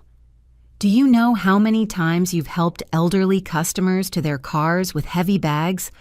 How many children you've helped find the perfect book? How many lonely people found a kind word and genuine smile during your shifts?" His voice roughened with emotion. "That kindness is coming back to you now. Don't refuse it." Diana and Thomas exchanged looks of mutual recognition, two people who'd independently decided to act as the family I should have had. Their quiet coordination suggested phone calls I hadn't known about, plans made, while I lay unconscious in the emergency room. "There's more," Diana said carefully. "Your photography professor reached out to me yesterday. Dr. Hayes." My stomach clenched. The exhibition, my senior showcase, my entire academic career, all threatened by cancer and its treatment. How could I maintain my scholarship while undergoing surgery and chemotherapy? How could I graduate when I could barely stand? She's been documenting too, Diana continued, not just photographs, but your academic performance correlation with your physical decline. She wants to speak with you about medical leave options that won't affect your graduation timeline. She noticed. Florence, everyone who cares about you noticed. We've all been watching you fade away, wanting to help, but not knowing how to break through your walls. Thomas's quiet words carried gentle reproach. We suspected family troubles, but none of us imagined this level of neglect. A knock interrupted our impromptu support group. Dr. Patricia Kumar entered with the focused energy of someone who dismantled tumors with the same precision she organized her days. The head of oncological surgery commanded attention, despite her small stature, silver-streaked hair pulled back in a practical bun. Florence, good to see you awake and alert. I've reviewed your biopsy results and imaging. She nodded politely to Diana and Thomas. Family. Better than family, I said firmly. They can stay. Dr. Kumar's expression softened marginally. Very well. Thursday's surgery will be extensive.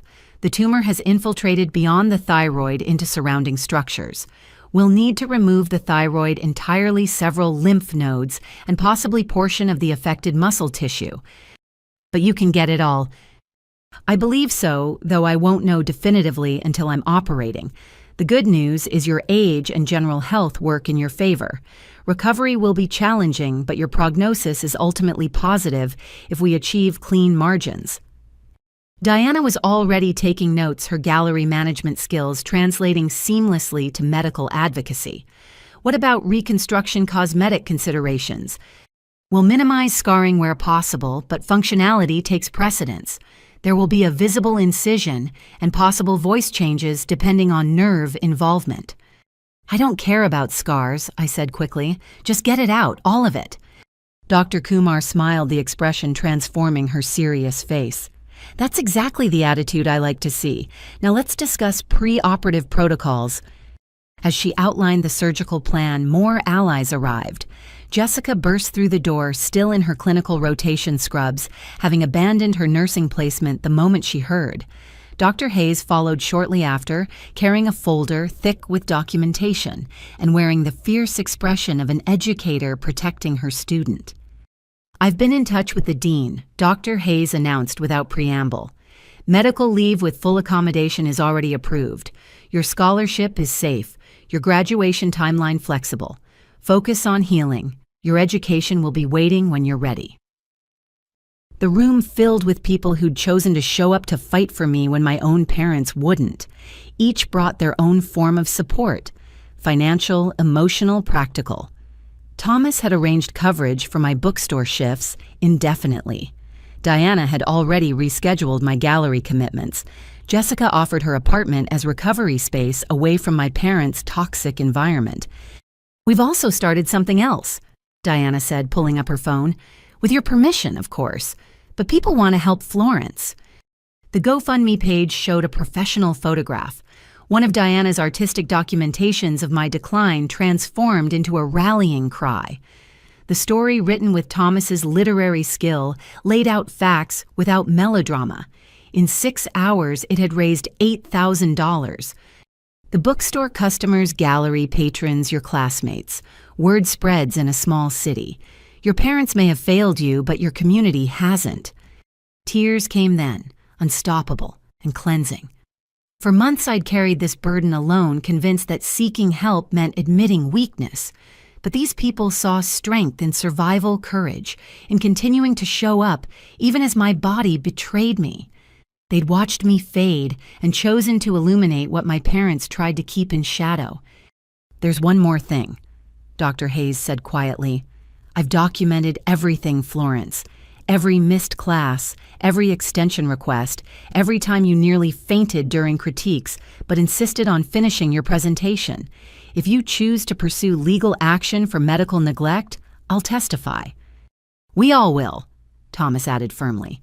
What your parents did, what they didn't do, is criminal. You nearly died because they valued their comfort over your life. The weight of their collective support felt heavier than any tumor.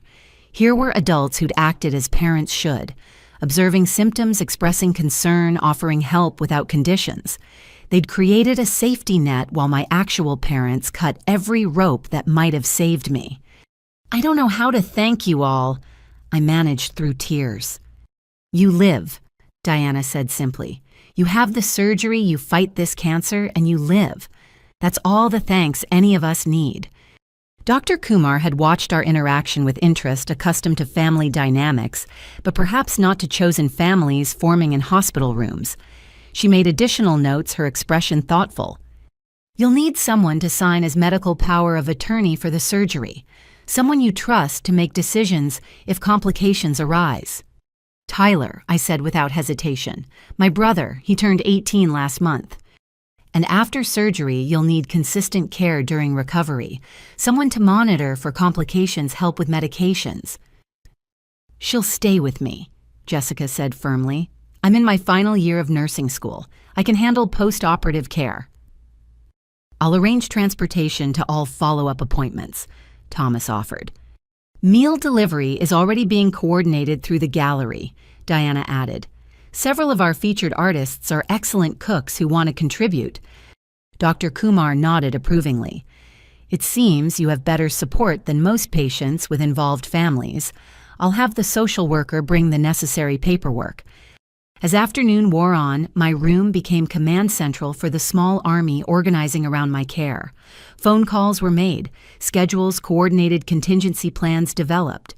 When Maria returned with legal documents, she found a functioning team ready to ensure I'd never face medical decisions alone again. Your parents have been asking for updates, she mentioned carefully. They're still in the waiting room. Let them wait, Diana said with aristocratic dismissal. They had 2 months to act. They can experience a few hours of uncertainty. But I was already moving past anger towards something more complex. My parents had failed me, catastrophically chosen comfort over truth, reputation over their daughter's life. But watching my chosen family mobilize, seeing how community could fill the spaces where biology failed, I felt something I hadn't experienced in months: hope. The surgery loomed in 36 hours, carrying all the risks Dr. Kumar had honestly outlined. The cancer might have spread too far, the extraction might damage too much recovery, might bring complications nobody anticipated. But I wouldn't face any of it alone. These people who owed me nothing had chosen to show up to stand between me and the abyss my parents' denial had created. As evening approached and visiting hours ended, my allies departed with promises to return. Thomas left his envelope, $500 in cash, for whatever insurance doesn't cover. Diana's portfolio remained evidence of my decline, but also proof that someone had been watching, caring, documenting the truth my parents denied. Jessica stayed longest, helping me navigate the complex emotions of finding family among strangers while being betrayed by blood. We talked about recovery plans, about the apartment she'd already begun preparing, about a future that suddenly seemed possible again. You know what's funny? I said as she gathered her things. The tumor saved my life. Not medically. It's trying to kill me. But without it, I might never have learned who actually cares about me. Silver linings to cancer. Jessica managed a watery smile. That's definitely going in my nursing school essay about patient resilience. After she left, I sat in the gathering darkness, thinking about families, the ones we're born into and the ones we build. My parents remained in the waiting room, probably crafting new narratives to explain their daughter's rebellion. But their version of events no longer mattered. The truth had found its allies, and together we'd fight what they'd pretended didn't exist. Thursday couldn't come soon enough. Wednesday morning arrived with paperwork instead of poetry. Maria Santos entered my room at 7 sharp, armed with folders that would determine whether I'd receive treatment as a charity case or a covered patient. The battlefield had shifted from family dynamics to insurance bureaucracy, but the stakes remained life and death. Florence, we need to discuss your options moving forward. Maria arranged documents across my bedside table with practiced efficiency. Your parents' insurance technically covers the surgery, but there are complications. Of course there are. 2 days of relative peace had restored some equilibrium, but mention of insurance brought fresh anxiety. They've listed you as having pre-existing psychological conditions that led to unnecessary medical procedures. Dr. Montgomery filed reports suggesting hypochondria and attention-seeking behavior. The insurance company is questioning whether the surgery is medically necessary. The betrayal deepened with each revelation. Not content with denying my illness, my parents had created a paper trail designed to prevent future treatment. Dr. Montgomery, their longtime friend and golf companion, had participated in medical fraud to protect their delusions. But the MRI shows clear malignancy, yes. We're fighting their classification, but it takes time. In the meantime, we need to explore alternative coverage options. She produced applications for emergency Medicaid, hospital, charity care, and independent insurance through the healthcare marketplace. Each form required detailed financial information. I didn't have employment history complicated by my parents' control and documentation of the neglect that led to this moment. I don't even know my social security number, I admitted. My parents handled everything. Taxes, insurance cards, even my bank account is joint with theirs. Maria's expression darkened. Financial abuse often accompanies medical neglect. We see parents maintaining control through deliberate dependency. She made notes in margins, her handwriting sharp with disapproval. We'll need to untangle your finances completely. Do you have any independent income? My job's at the gallery and bookstore, but the checks go into the joint account. I have a debit card, but they monitor all transactions. We'll start with opening your own account today. Tyler can help since you'll need someone to handle banking while you're hospitalized. Maria pulled out additional forms. There's something else. The hospital's legal team has reviewed your case. They believe you have grounds for an emergency petition regarding medical decision-making. You mean removing my parents' authority? Essentially, yes. Given documented medical neglect and their attempt to interfere with necessary treatment, a judge could grant you full medical autonomy with Tyler as backup decision-maker despite his age. The door burst open before I could process this information. My parents entered like they owned the building, Dad in his power suit, and Mom clutching designer handbag like armor. They'd spent the night crafting new strategies, their faces showing determination rather than yesterday's shock. We need to speak with our daughter privately, Dad announced, dismissing Maria with the tone he used for subordinates. I'm discussing Florence's care options. She's asked me to stay, Maria replied calmly. Her care is our responsibility. We're her parents, her insurance holders, her financial providers, her potential killers. Tyler interrupted from the doorway. He'd arrived early, skipping morning practice to support me. Or did you forget the 2 months you pretended she was lying? Tyler, this doesn't concern you, Mom said sharply. Your sister's medical decisions are hers to make. She's 20 years old. Legally, you have no say unless she grants it. Tyler moved to stand beside my bed, a united front against parental authority. Dad's face purpled with rage. We're paying for everything. Her education, her housing, her entire life depends on our support. Support you're now using as blackmail, Maria observed.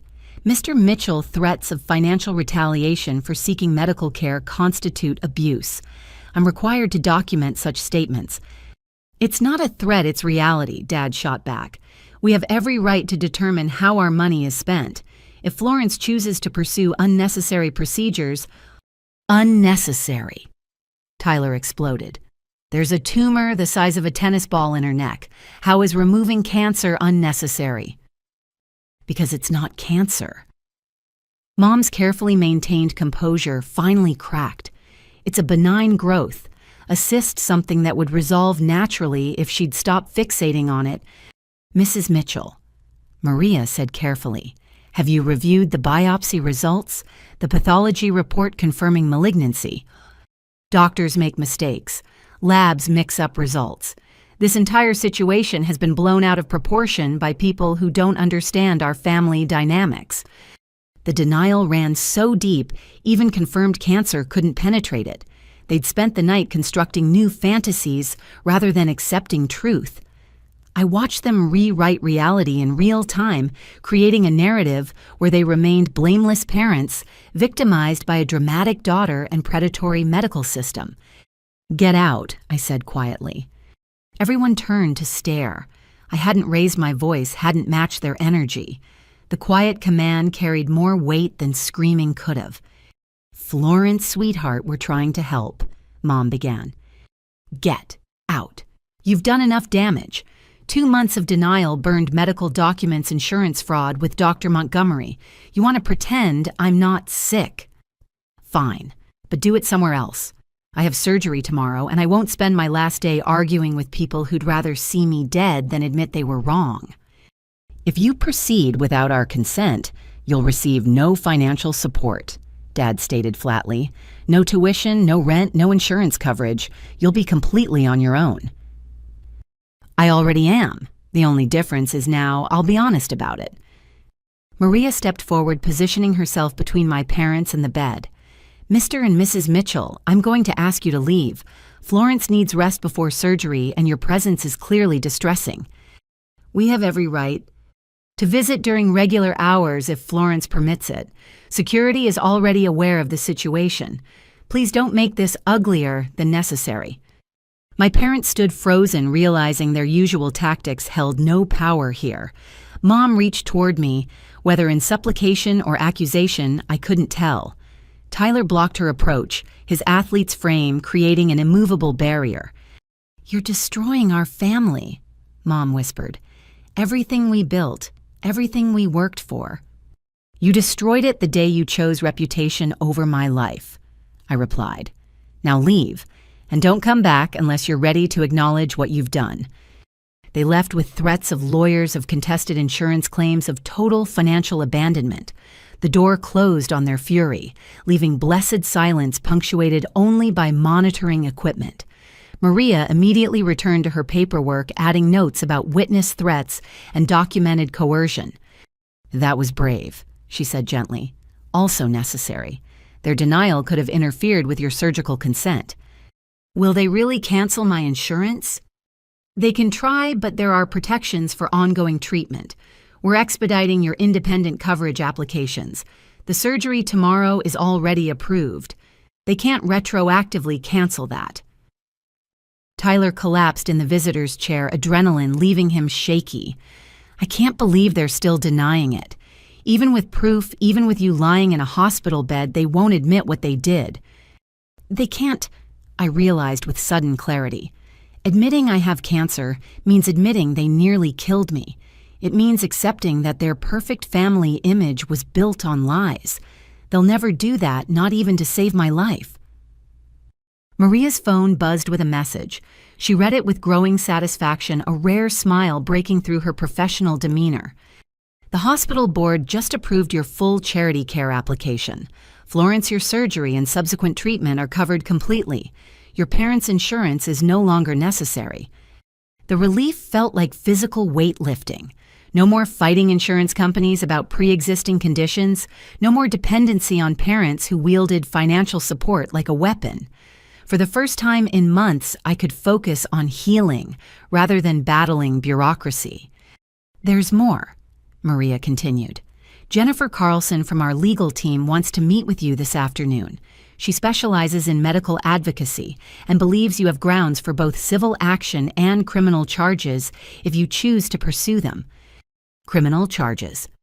Medical neglect causing substantial harm. Financial abuse through controlled dependency.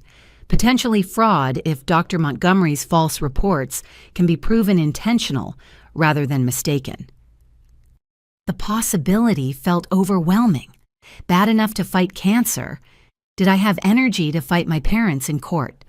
But then I thought of other young adults trapped by similar control, denied medical care by parents who preferred comfortable lies to uncomfortable truths. "I'll meet with her," I decided. Not for revenge, but for documentation. So there's a record of what happened, why it happened, and how it could have been prevented. Maria nodded approvingly and left to arrange the meeting. Tyler and I sat in companionable silence processing the morning's chaos. Tomorrow's surgery loomed large, but for the first time I approached it free from my parents' suffocating influence. "I'll be here," Tyler said quietly, "during the surgery through recovery. I know I'm just 18, but you're my brother.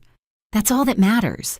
Not the one who denied my illness or called me attention-seeking, but the one who chose to see truth even when it meant losing the parents we thought we had." He squeezed my hand and we sat watching morning transform to afternoon. Jennifer Carlson arrived precisely at 2, a sharp-featured woman whose power suit rivaled Dad's, but whose eyes held warmth his lacked. She took detailed notes about months of neglect, about burned documents and blocked phone calls, about a family history hidden to preserve false narratives. "You have an extremely strong case," she concluded, "both civil and criminal. But Florence, I want you to focus on tomorrow's surgery. Legal action can wait until you're recovered. This documentation simply preserves your options." By evening, my new life had taken shape. Bank accounts opened in my name alone, insurance approved, through hospital charity care legal documentation, preserving evidence of neglect. The tumor remained, cancer still threatened, but the secondary infection of toxic family dynamics had been excised as thoroughly as any surgeon could manage. Thomas arrived at sunset with more books and quiet encouragement. Diana brought photos from the gallery. Not documentation of decline, but images of beauty I'd captured before illness consumed everything. Jessica coordinated with nurses about post-operative care, her clinical knowledge, bridging friendship and medical necessity. "Your parents are still downstairs," Maria mentioned during her final evening visit. "They've been there all day demanding updates, threatening staff." "Let them sit," I said without guilt. They had 2 months to act. They can have 1 night to think. But I knew they weren't thinking about their failures or my illness. They were crafting new narratives where they remained heroes in their own story, where their daughter's rebellion was just another challenge to overcome, through force of will and financial pressure. The cancer in my neck was real, but the malignancy in our family ran deeper than any tumor. Tomorrow, Dr. Kumar would attempt to cut out the physical manifestation of months of neglect, but the psychological surgery, removing myself from parents who loved their image more than their daughter, had already begun. Insurance battles would continue, legal proceedings might follow, but the essential break was complete. I'd chosen life over their lies. Everything else was just paperwork.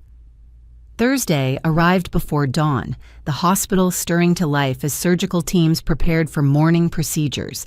I'd barely slept, my mind cycling between anticipation and terror. In 6 hours, Dr. Kumar would attempt to remove the cancer that had taken over my neck, my life, my family's carefully constructed reality. Tyler had spent the night in the uncomfortable visitor's chair, refusing to leave, despite nurses' suggestions about proper rest.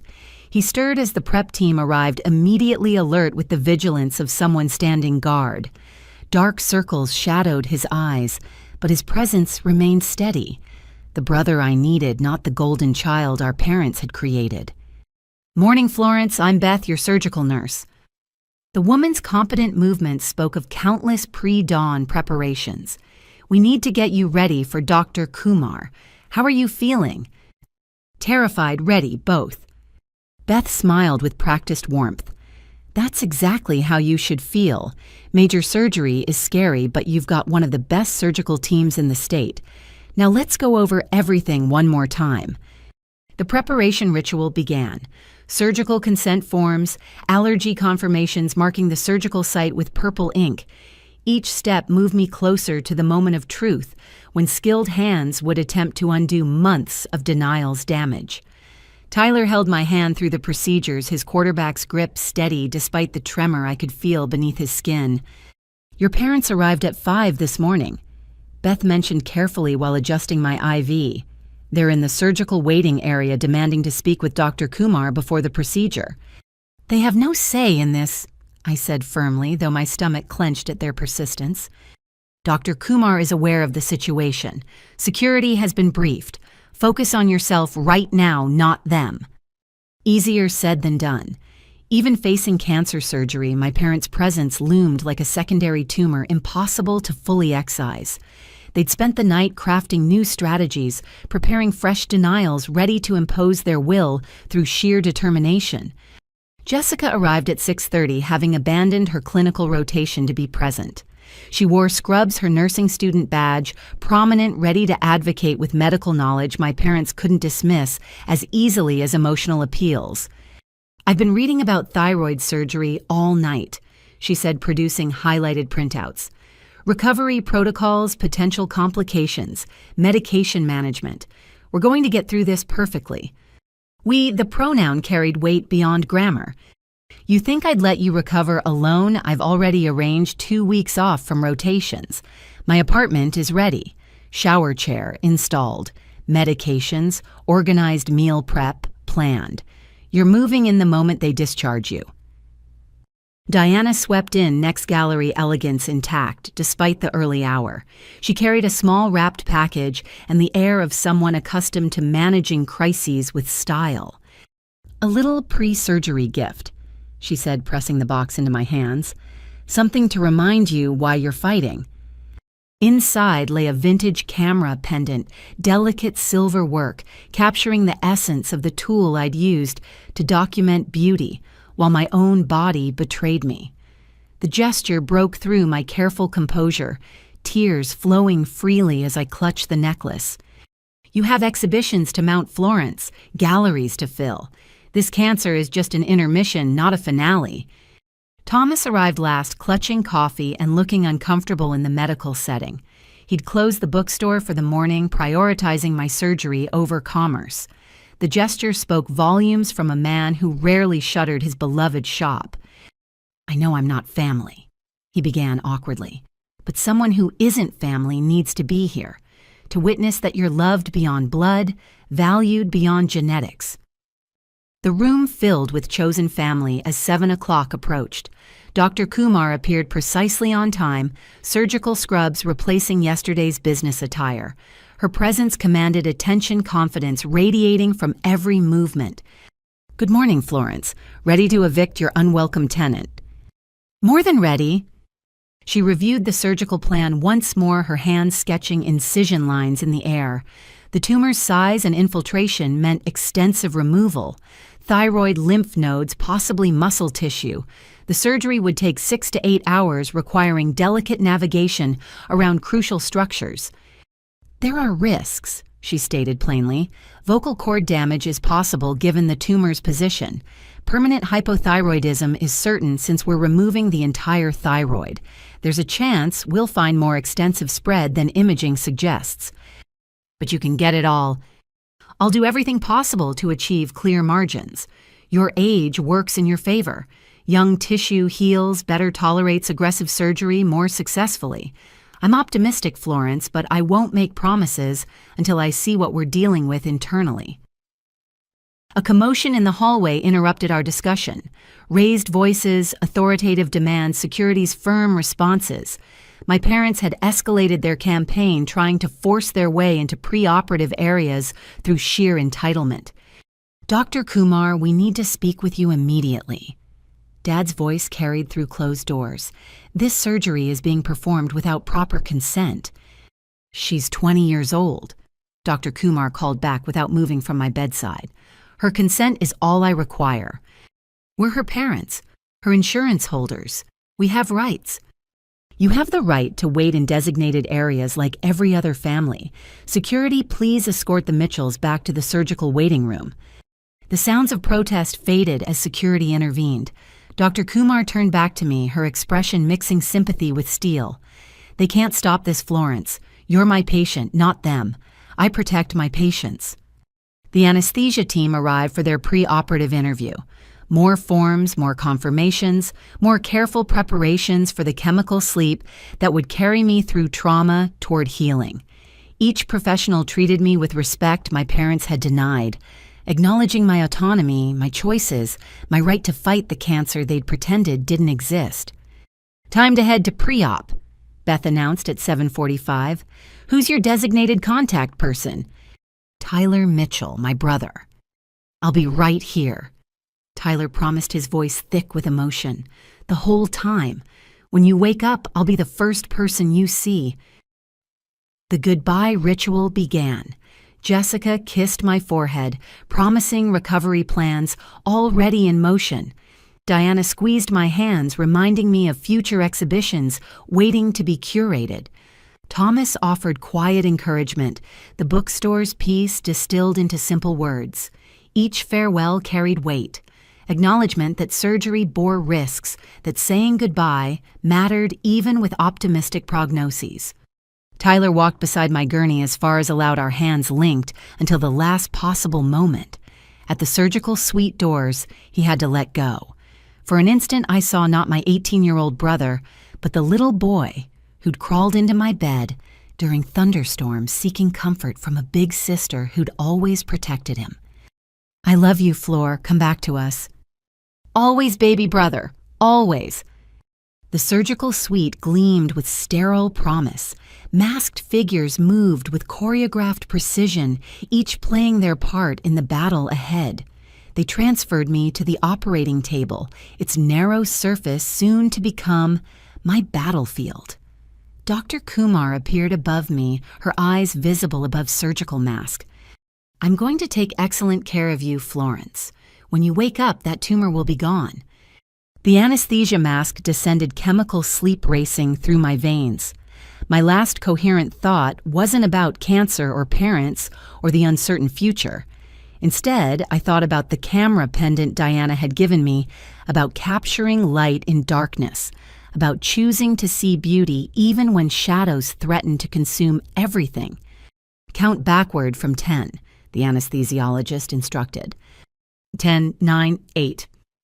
The world faded, but not into darkness, into possibility, into the space between ending and beginning, where surgical knives would write new chapters in flesh and hope.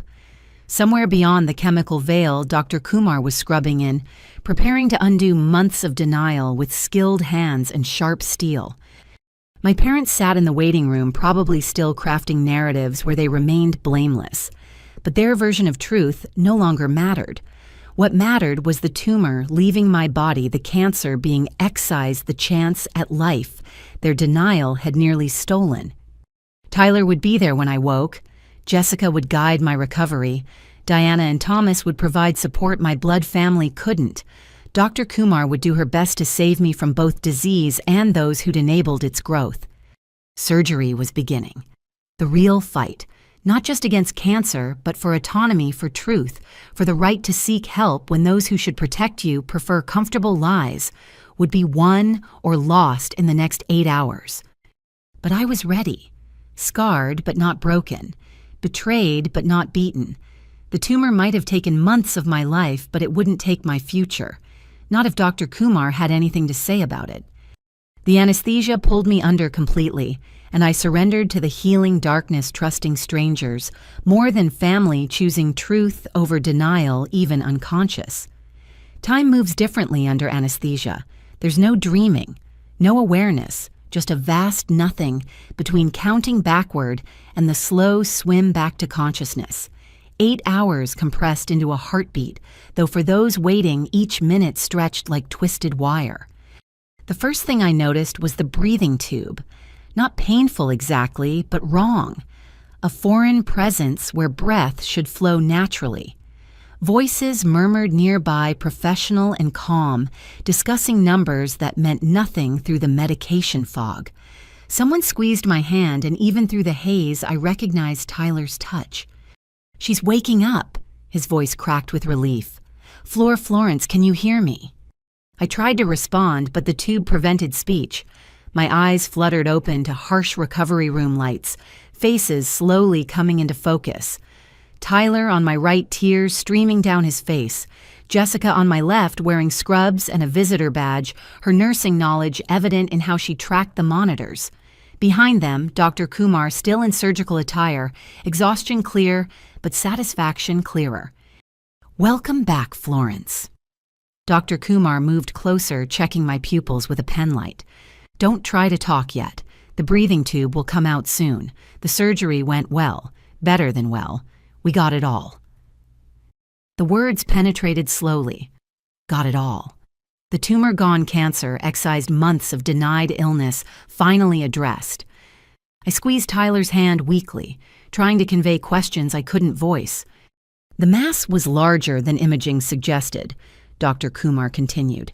7 centimeters when we got inside with tentacles reaching toward your spine, but we achieved clear margins. Every bit of cancer we could see is gone.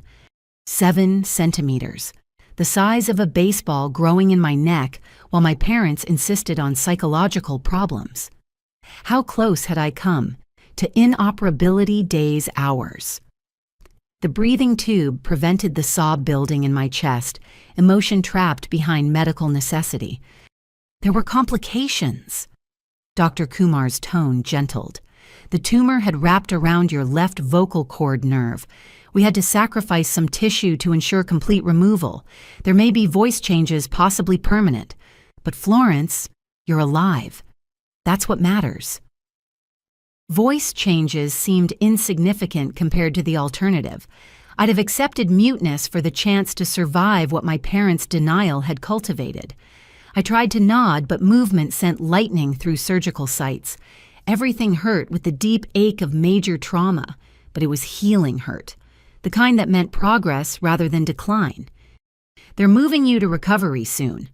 Jessica explained, her professional mask not quite hiding personal concern. "I've already coordinated with the nurses about your care plan. Tyler hasn't left your side once during the entire surgery." 8 hours.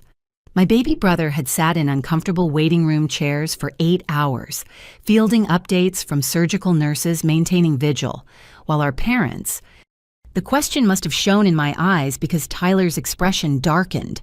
They stayed until about hour 3. When Dr. Kumar came out to say the tumor was more extensive than expected, Mom had what I can only call a breakdown. Dad took her home. They haven't been back. Even facing evidence carved from their daughter's neck, they couldn't accept truth. Somewhere across the city, they were probably constructing new narratives. The surgery was excessive, the doctors were lying, the tumor would have resolved naturally. Their denial ran deeper than any scalpel could reach. The respiratory therapist arrived to assess my readiness for extubation. The process of removing the breathing tube was unpleasant, but brief, leaving me coughing and gasping, but finally able to speak. "Thank you." The words came out raspy, barely audible, but mine. "Don't strain your voice," Dr. Kumar warned. "The nerve manipulation means everything will feel different for a while. Whispers only when necessary." They transferred me to a private room as afternoon faded toward evening.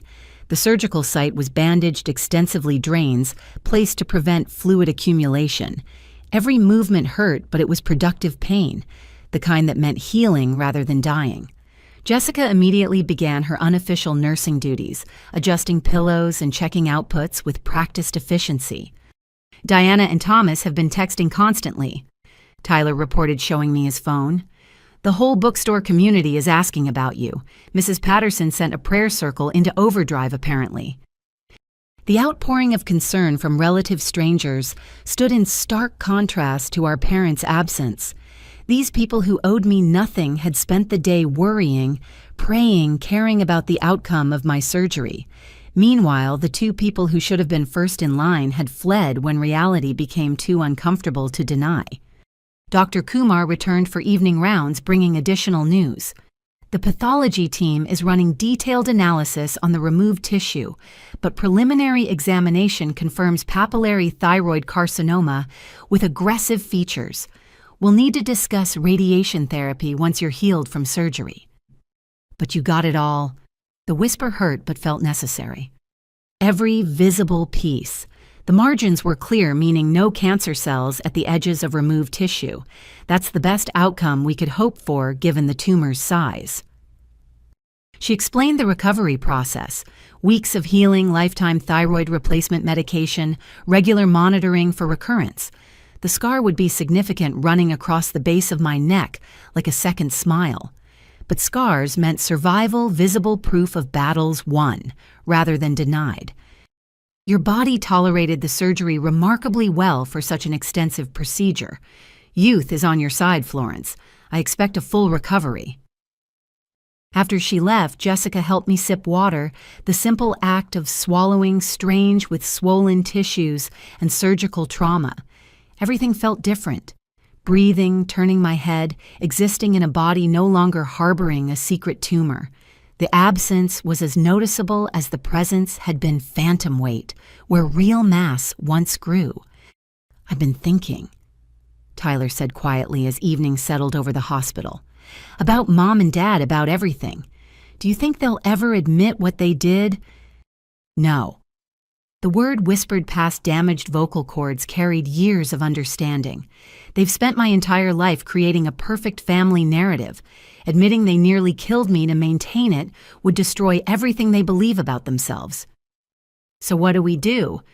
We live without them. Build our own family from people who see truth instead of convenient fiction. The next hours passed in a medication haze. Nurses checked vitals, adjusted pain management, monitored the drains collecting bloody fluid. Jessica took notes on everything, preparing for when she'd manage my care outside hospital walls. Tyler dozed in his chair, and never leaving mine, anchoring me to consciousness when medication tried to pull me under. Near midnight, commotion in the hallway announced unwelcome visitors. My parents had returned, voices raised in familiar patterns of demand and entitlement. Through the door's window, I could see security blocking their advance, the same guards who'd protected my autonomy throughout this ordeal. "We have every right to see our daughter." Mom's voice carried despite the late hour. "Visiting hours ended at 9, ma'am. The patient needs rest after major surgery." The security guard's tone suggested this wasn't his first encounter with difficult family. "She's our child. You can't keep us from her." "She's an adult who's specified approved visitors. You're not on the list. Please return during regular visiting hours tomorrow, if she chooses to see you." The argument continued, but I turned away, unwilling to waste energy on their drama. They'd had chances, 62 days of chances, to act like parents. Now faced with the consequences of their denial, they wanted to reclaim authority they'd abdicated through neglect. "Should I go talk to them?" Tyler asked, awakened by the noise. "No, let security handle it. You're here, Jess is here. That's all the family I need tonight." Eventually, the hallway quieted, my parents retreating in defeat. Tomorrow would bring new battles, discussions of radiation recovery, planning the ongoing estrangement from those who should have protected me. But tonight was for healing, for adjusting to life without the tumor that had paradoxically saved me by forcing truth into light. The surgical site throbbed with each heartbeat. Drains collected evidence of trauma, and my voice might never fully return. But I was alive. Dr. Kumar had done what my parents wouldn't, acknowledged the cancer, and fought to remove it. 8 hours of surgery had accomplished what 2 months of denial couldn't given me a chance at a future. As medication pulled me towards sleep, I thought about the camera pendant Diana had given me, now safely stored with my belongings. Photography was about capturing light and shadow, finding beauty in truth rather than comfortable lies. My neck would bear scars, forever proof of battles fought and won. But scars told stories, and this story, of survival despite those who preferred my death to their discomfort, was worth telling. The monitors beeped steadily. Jessica made notes for tomorrow's care, and Tyler kept vigil against parents who might return. I'd entered surgery with cancer and family who denied it. I'd emerged with the cancer gone, and a different family entirely. One built on truth rather than blood, on choice rather than obligation. It was a fair trade, more than fair. It was the beginning of a life I'd choose to live. 5 days post-surgery, I sat propped in the hospital bed, watching sunrise paint the walls golden. The breathing tube was a memory. The drains had been removed yesterday, and my voice was slowly returning as a hoarse whisper. Each small improvement felt monumental after months of decline, proof that bodies could heal when given the chance my parents had denied. Grandmother Eleanor entered quietly, having driven through the night from Richmond. At 75, she moved with careful determination, her silver hair pinned back and her face showing every hour of worry since Tyler had finally answered her blocked calls. She paused in the doorway, taking in the bandages, the healing incision, the evidence of what her daughter had tried to hide. "Oh, my darling girl." She crossed to my bed in quick steps, gathering me in the gentlest embrace. "I'm so sorry. I should have fought harder, should have insisted." "Not your fault," I whispered against her shoulder. "They would have found ways to stop you, too." Eleanor pulled back to study my face, her fingers ghosting near the bandages with practiced care. She'd done this before I realized. Sat beside a young woman recovering from thyroid surgery, helpless against family denial. But Margaret hadn't survived, and that failure haunted every line in my grandmother's face. Tyler told me everything. The insurance fraud, the burned papers, Dr. Montgomery's lies. Her voice hardened with each word. "I've already contacted my attorney. What they did goes beyond neglect into criminal territory." "Grandmother." "No, Florence. I failed Margaret by staying quiet, by believing Sarah would do better. I won't fail you the same way." She produced a folder from her handbag, legal documents visible within. "I've liquidated part of my retirement. It's not a fortune, but it's enough to ensure you're never financially dependent on them again." The gesture broke something loose in my chest. Here was family acting as family should, protecting, providing, supporting without conditions or denial. Tears came freely as I accepted the folder, finding bank statements and trust documentation inside. $30,000, enough for recovery, for school, for building a life free from their control. "I can't accept this." "You can, and you will. It's what I should have done for Margaret, but couldn't afford then. I've lived 20 years with that regret. Let me do this right for once." Tyler arrived as visiting hours officially began, carrying coffee and the exhausted look of someone managing crisis on multiple fronts. He'd been fielding calls from our parents, maintaining apartment searches for my post-discharge needs, and somehow keeping up with his football commitments. At 18, he'd aged years in a week. "Mom called 6 times last night," he reported wearily. "She's convinced the doctors are lying about the pathology results, that it was really just a benign cyst they removed unnecessarily." Even now, Eleanor's disgust was palpable. Even with evidence literally carved from her daughter's neck. She's created an entire alternate narrative. Says the hospital is covering up malpractice, that they pushed unnecessary surgery for profit. Dad's backing her completely. They're talking about suing Dr. Kumar. The delusion ran so deep that successful cancer surgery became malpractice in their minds. They'd rather believe in vast medical conspiracies than accept they'd failed as parents. It would have been funny if it weren't so pathologically sad. Jennifer Carlson arrived at 10 sharp, her legal expertise, a sharp contrast to my family's emotional chaos. She'd been building a case file all week, documenting everything from the burned referral to post-surgical denial. Her briefcase contained enough evidence to bury my parents in legal consequences if I chose that path. "The county prosecutor is interested," she said without preamble. "Medical neglect causing substantial harm insurance fraud through false reporting conspiracy with Dr. Montgomery to deny care. These are serious charges, Florence." Would it change anything? Make them see truth? Jennifer's expression softened. Probably not. People this deep in denial rarely accept reality even when faced with legal consequences, but it would create a record, potentially protect others from similar harm, and ensure they face some accountability. And destroy their lives completely. "They nearly destroyed yours," Tyler interjected fiercely. "Why protect them when they wouldn't protect you?" But I was already past revenge, focused on rebuilding rather than retribution. The cancer was gone. My life was saved, despite their efforts, and I had support they'd never provided. Pursuing criminal charges would keep me tethered to their toxicity when I wanted only to move forward. Document everything, I decided. File reports so there's a record. but I don't want to press charges unless they interfere with my recovery or try to control me again. Jennifer nodded, making notes. We'll maintain protective documentation. If they escalate, we're ready. For now, focus on healing. The conversation shifted to practical matters.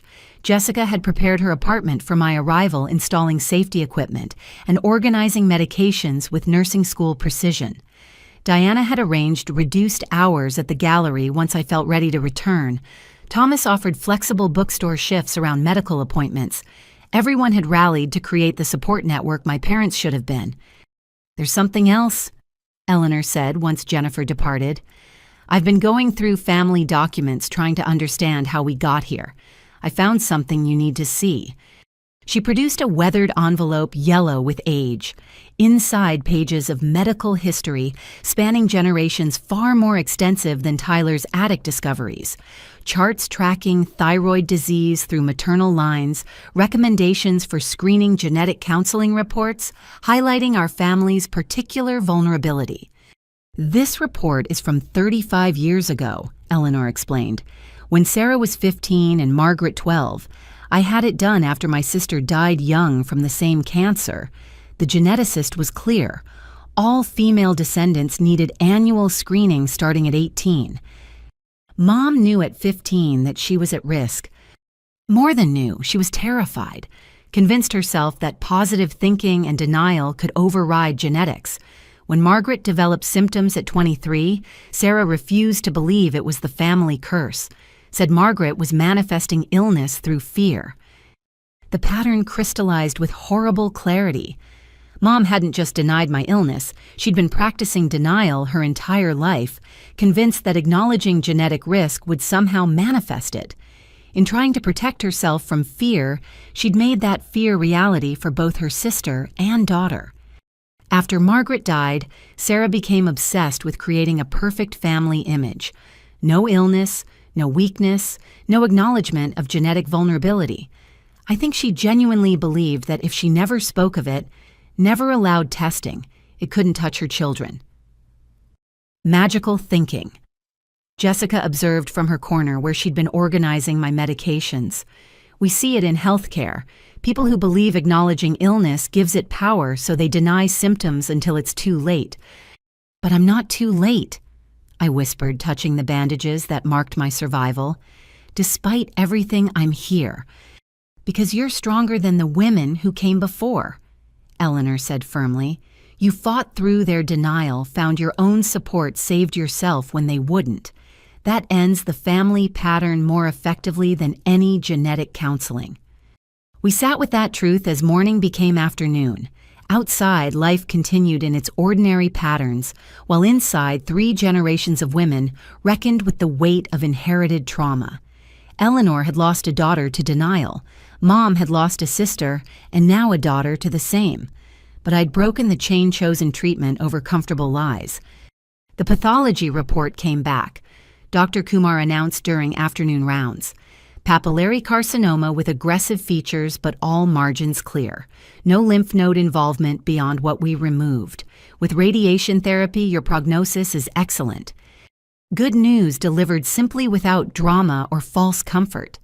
After months of medical professionals who wouldn't even look at my neck, Dr. Kumar's straightforward approach felt revolutionary. She treated me as a competent adult facing serious illness, not a hysterical child inventing symptoms. When can I go home, or rather to Jessica's? Tomorrow, if you continue improving. Your surgical site is healing beautifully. Swallowing has normalized and pain is managing well. Jessica seems prepared for home care. Beyond prepared, Jessica confirmed. I might have gone slightly overboard with supplies, but better overprepared than under. As Dr. Kumar left, my phone buzzed with a message from Diana.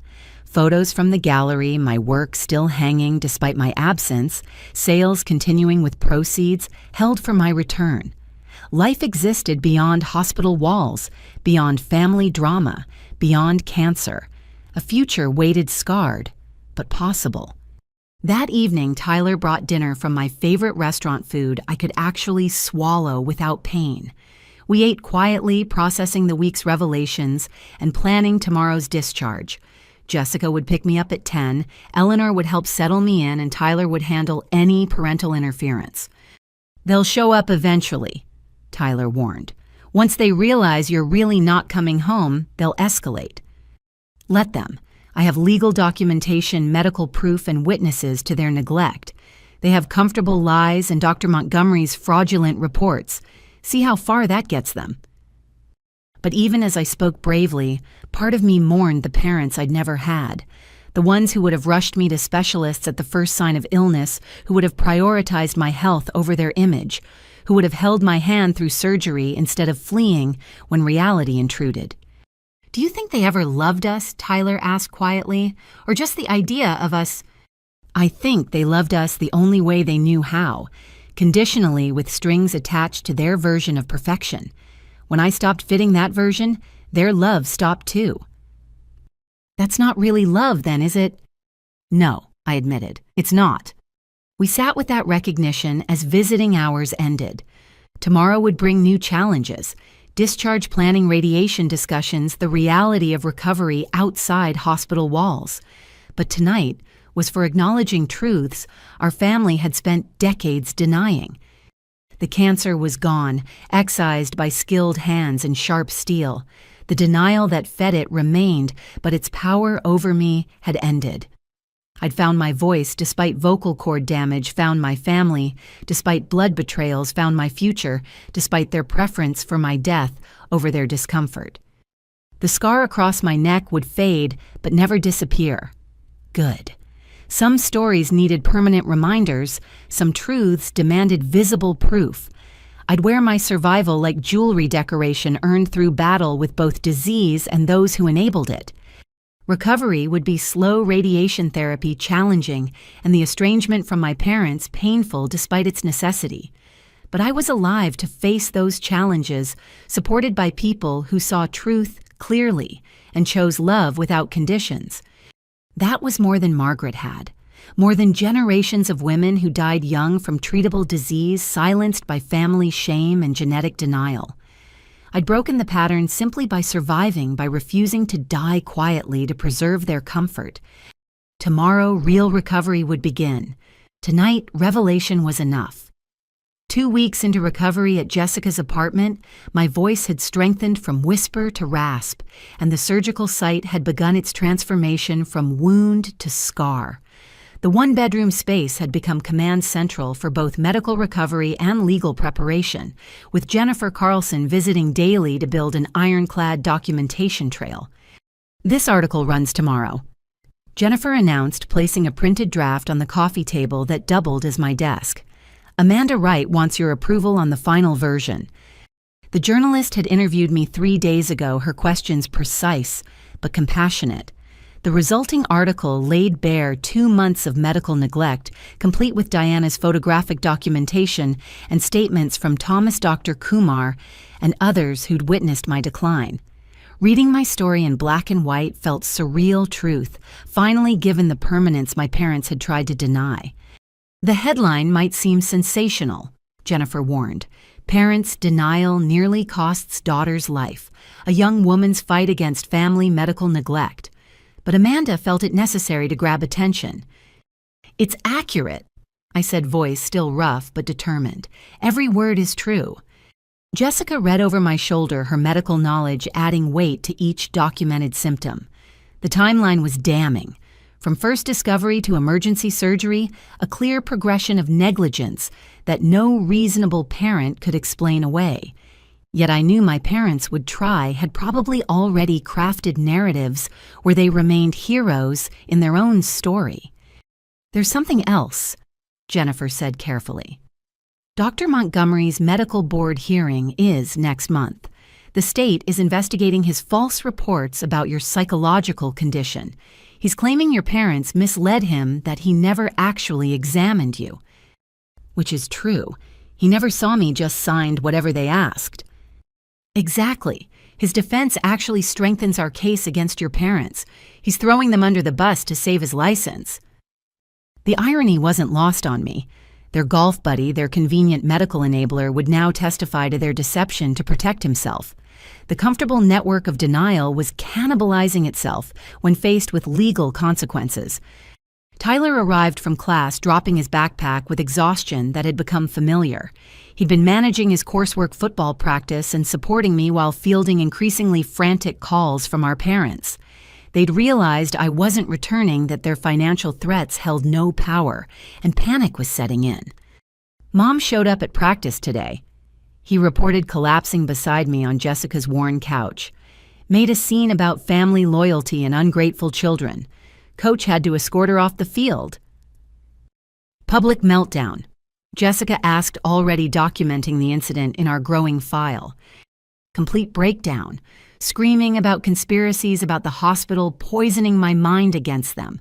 Half the team filmed it. He pulled out his phone, showing a video that made my stomach clench. Mom stood on the sidelines in her perfect suburban outfit, but her composure had shattered completely. She gestured wildly, voice shrill with hysteria, accusing unnamed forces of stealing her children.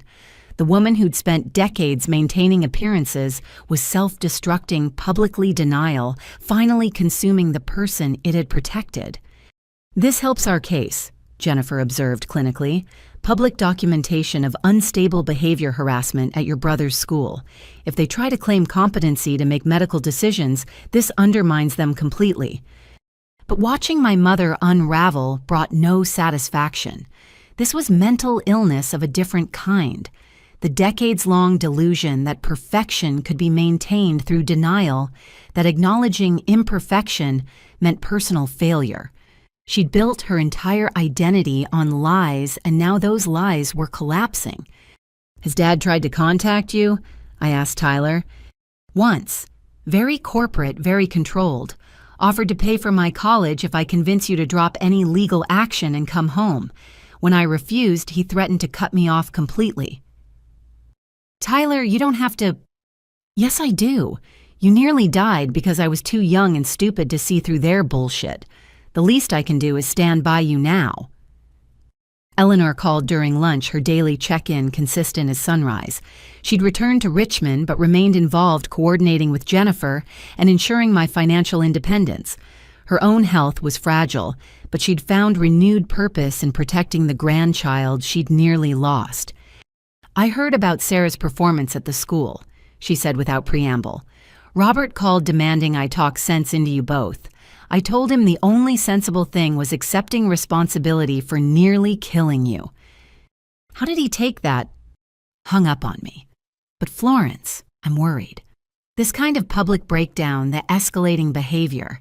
Your mother is becoming dangerous to herself and others. Has Jennifer discussed restraining orders?" The thought of legally barring my parents from contact felt like another death. But Eleanor was right. Their denial had shifted from passive neglect to active harassment. Tyler's education was being disrupted. My recovery threatened by their escalating attempts at control. "We'll discuss it," I promised, though the words tasted bitter. The afternoon brought an unexpected visitor. Dr. Hayes appeared with a box of my photography equipment from school salvaged from the chaos of medical leave. But her real purpose became clear as she settled at our makeshift dining table. "I've been documenting everything, Florence. Not just your physical decline, but your academic work correlation. Your projects from before diagnosis show consistent excellence. As symptoms worsened, your technical skill remained, but artistic vision narrowed to themes of body horror, confinement, mortality." She spread out prints from my portfolio, a visual timeline of unconscious recognition. Early work celebrated light and life, but recent projects had grown dark, focused on decay and distortion. My subconscious had known what my parents denied, expressing through art what I couldn't voice directly. "This is powerful evidence of prolonged suffering," Dr. Hayes continued. "No student consciously chooses such dramatic thematic shifts without underlying cause. Your work documented your illness when no one else would." "Could you testify to that?" Jennifer asked, already seeing legal applications. "Absolutely. I've written a detailed analysis connecting her artistic evolution to symptom progression. It's compelling proof that her illness was real, prolonged, and psychologically impactful, despite family denial. The box also contained my camera, my artistic eye intact, despite everything. I held it carefully, reacquainting myself with its familiar weight. Diana had been right. I had exhibitions to mount, stories to tell. But first, I had to finish surviving this one. "There's been a development," Jennifer announced after Dr. Hayes departed. "The prosecutor wants to meet Monday. They're considering charges against your parents with or without your cooperation. The evidence is too substantial to ignore." "What kind of charges?" "Felony medical neglect, insurance fraud, conspiracy to deny medical care. If convicted, they'd face prison time." The words hung heavy in Jessica's small living room. Prison. My parents, who'd valued reputation above all else, facing the ultimate public shame. Part of me recoiled from that possibility, the child who still wanted parental love despite everything. But the larger part, the woman who'd nearly died from their neglect, recognized justice when offered. "What do you need from me?" "Testimony if it goes to trial. But Florence, think carefully. Criminal prosecution means public trial, media coverage, your family's dysfunction exposed completely. It's not a decision to make lightly." "They made their decision the day they burned my referral," I said quietly. "Every day after was another choice to let me die rather than admit imperfection. If prosecution prevents another family from suffering the same, then I'll testify." Jennifer nodded, making notes. "I'll inform the prosecutor. In the meantime, focus on your radiation consultation Thursday. Legal battles can wait. Your health comes first." As evening approached, the apartment filled with the quiet sounds of recovery. Jessica prepared medications with nursing precision. Tyler studied at the kitchen table, and I sat by the window, watching life continue beyond our small sanctuary. The surgical scar had begun to itch, a sign of healing that felt like victory after months of decline. My phone buzzed with a message from Diana. The gallery's fundraiser for my medical expenses had exceeded goals, the community rallying around one of their own. Thomas had added a donation jar at the bookstore, customers contributing with notes of encouragement. Strangers were showing more care than my parents ever had. "You know what's strange?" I said to the room at large. "I'm happier now with cancer and family estrangement than I was 6 months ago living their lie." "Because you're free," Jessica observed. "Free to be sick when you're sick, healthy when you're healthy, human instead of perfect." Tyler looked up from his textbook. "I've been thinking about Aunt Margaret a lot. How different things might have been if she'd survived, if we'd known about the genetic risk early." "She didn't have what Florence has," Jessica pointed out. "A support network outside family, financial resources, legal advocates. She died not just from cancer, but from isolation." We broke the pattern, hon, I realized. Not just by surviving, but by refusing to be silent about it. Tomorrow's newspaper would carry my story, complete with photographs documenting months of decline. My parents would rage against public exposure, claim victimization by ungrateful children and predatory media. But truth, once released, couldn't be recaptured by comfortable lies. The legal case was building piece by documented piece. Medical records, photographic evidence, witness statements, academic documentation, all painting a clear picture of deliberate neglect. Whether criminal charges followed or not, the record would exist. No one could claim ignorance or accident. But beyond legal preparations lay the quieter work of healing, learning to swallow without pain, building strength for radiation therapy, reclaiming art and purpose beyond survival. The cancer might be gone, but recovery meant more than physical healing. It meant building a life authentic enough to be worth saving. As night fell, I touched the camera. Dr. Hayes had returned. Soon I'd be strong enough to document this journey myself, to capture truth through my own lens, rather than others' testimony. The exhibition Diana had mentioned felt possible again, art born from ashes of medical neglect and family betrayal. "Thank you," I said to the room at large, "all of you, for seeing what they wouldn't, for acting when they didn't." "Family isn't just blood," Tyler responded. It's choice, and we choose you, floor, scars and all. The article would run tomorrow, legal machinery would grind forward, and my parents would face consequences they'd spent decades avoiding. But tonight was for chosen family and quiet healing, for recognizing that survival meant more than simply not dying. It meant living truthfully even when truth came with scars across your throat and empty spaces where parents should have been. That was its own kind of victory, worth more than any comfortable lie could ever provide. The article hit like a thunderclap across our small city. Parents' denial nearly costs daughter's life ran on the front page of the lifestyle section, complete with Diana's haunting photographs documenting my physical decline. By noon, the newspaper's website had logged thousands of views and hundreds of comments, our family's dysfunction laid bare for public consumption. I sat in Jessica's living room laptop, open to the digital edition, watching the story spread across social media. Each share felt like another crack in the facade my parents had spent decades constructing. Their perfect suburban narrative was crumbling in real-time truth viral in ways their lies could never be. Channel 6 wants an interview. Jennifer reported fielding calls on her cell. 3 other news outlets have reached out. This has struck a nerve. Apparently, medical neglect by image-conscious parents is more common than people admit. No interviews yet. I decided my voice stronger but still bearing the hoarseness that might be permanent. Let the article speak for itself. Tyler had skipped morning classes anticipating fallout. His phone buzzed constantly with messages from teammates, classmates, and extended family members who discovered our situation through public exposure rather than private communication. The family's secrets were secrets, no more. At 2:47 p.m., the doorbell rang with the aggressive insistence of people who expected immediate compliance. Through the peephole, I saw my parents standing in the hallway, their faces masks of barely controlled fury. Mom clutched printouts of the article, her knuckles white against the paper. Dad stood behind her, his expression cycling between rage and something that might have been fear. "I know you're in there, Florence." Mom's voice carried through the door. "We need to talk, now." Jessica moved toward her bedroom where her phone waited ready to call security if needed.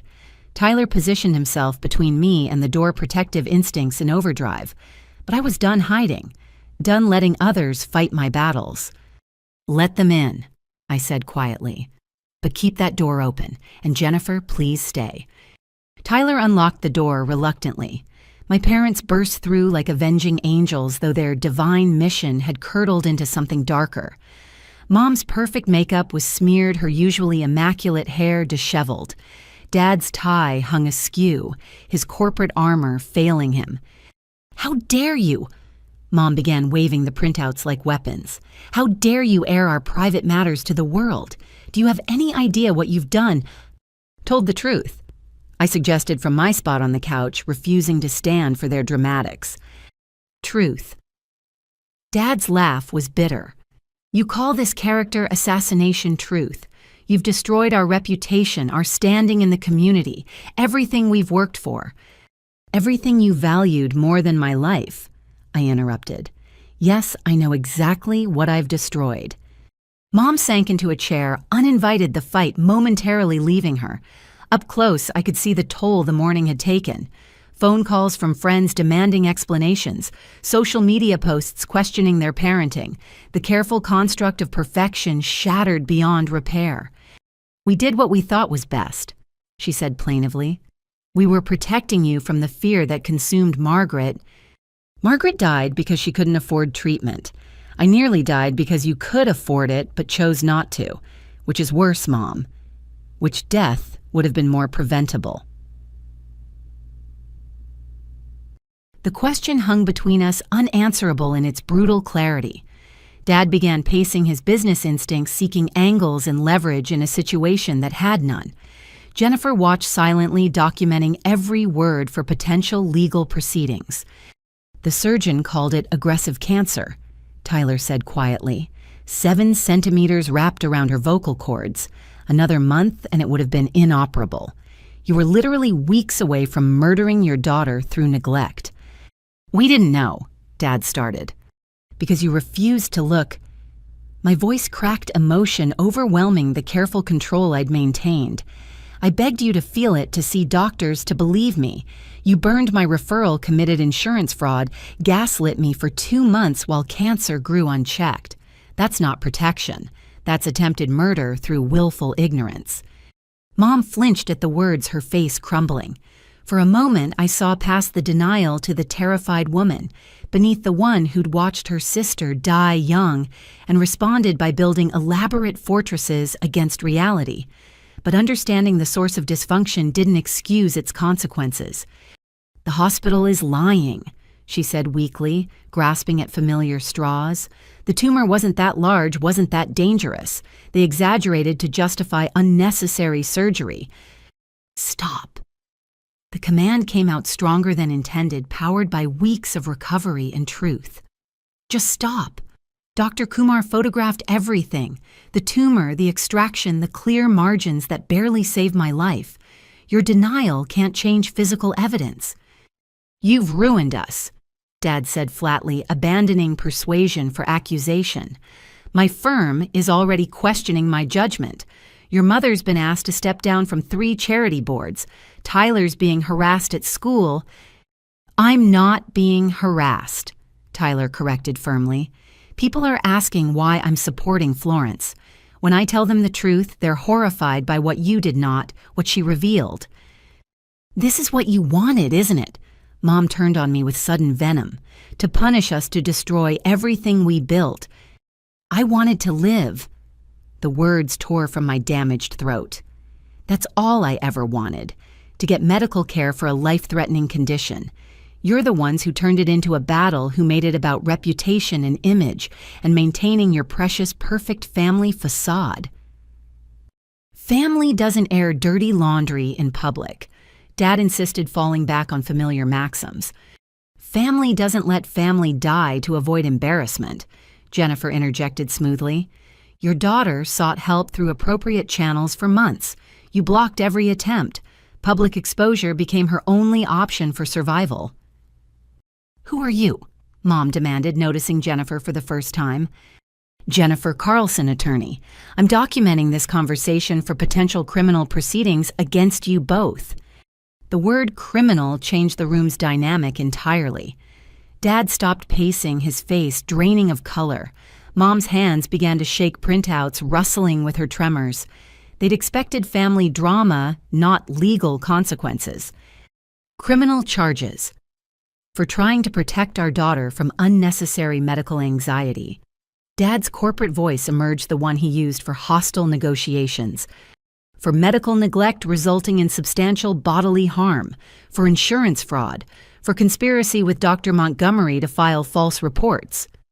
Jennifer's tone remained professionally pleasant. The prosecutor is very interested in your case. Apparently, parents denying children medical care to maintain appearances is a growing problem they'd like to address. You're going to have us arrested. Mom's voice rose to near hysteria. Your own parents, the people who raised you, fed you, clothed you, the people who nearly killed me through neglect, I finished, who valued their comfort over my life, who still can't admit what they did even with evidence carved from my neck. I pulled down my turtleneck collar, revealing the healing scar that ran across my throat. Pink and puckered, still angry from recent trauma, it testified to truths they couldn't deny. Mom recoiled as if the scar might be contagious. Dad looked away entirely. That's what denial looks like, I said quietly. That's what 2 months of protecting me from anxiety created. A 7-centimeter tumor that almost cost me my voice and my life. We'll fight this, Dad declared, rallying his corporate defenses. We have resources, connections. No prosecutor will pursue charges against respectable citizens based on family disagreements. They already are, Jennifer informed him. Your respectability ended the moment you chose reputation over your daughter's life. The evidence is overwhelming the case strong. Your choices now are about damage control, not avoiding consequences. Mom broke first, tears streaming down her face as reality finally penetrated decades of denial. We were so scared, she whispered. After watching her waste away, I couldn't face it happening again. So you guaranteed it would by denying treatment. Tyler said, his youth making the logic more brutal. How does that make sense? How does letting Florence die prevent Margaret's death? It doesn't. Mom admitted the words, seeming to surprise her. Nothing makes sense anymore. We built our whole lives on being the perfect family, the ones without problems or weaknesses or genetic curses. And now you're the family who nearly killed their daughter through neglect. I finished. The ones whose dysfunction made headlines. The cautionary tale about valuing image over truth. Dad's phone rang, his office tone sharp. Whatever he heard made his face darken further.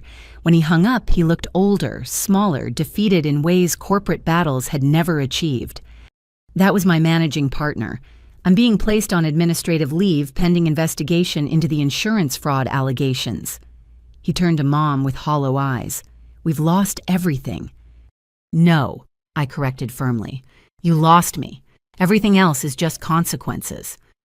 They left differently than they'd arrived. Mom shuffled like a broken doll, Dad's commanding presence reduced to middle-aged uncertainty. In the doorway, Mom turned back, something desperate in her expression. Do you hate us? The question deserved honesty. I hate what you did.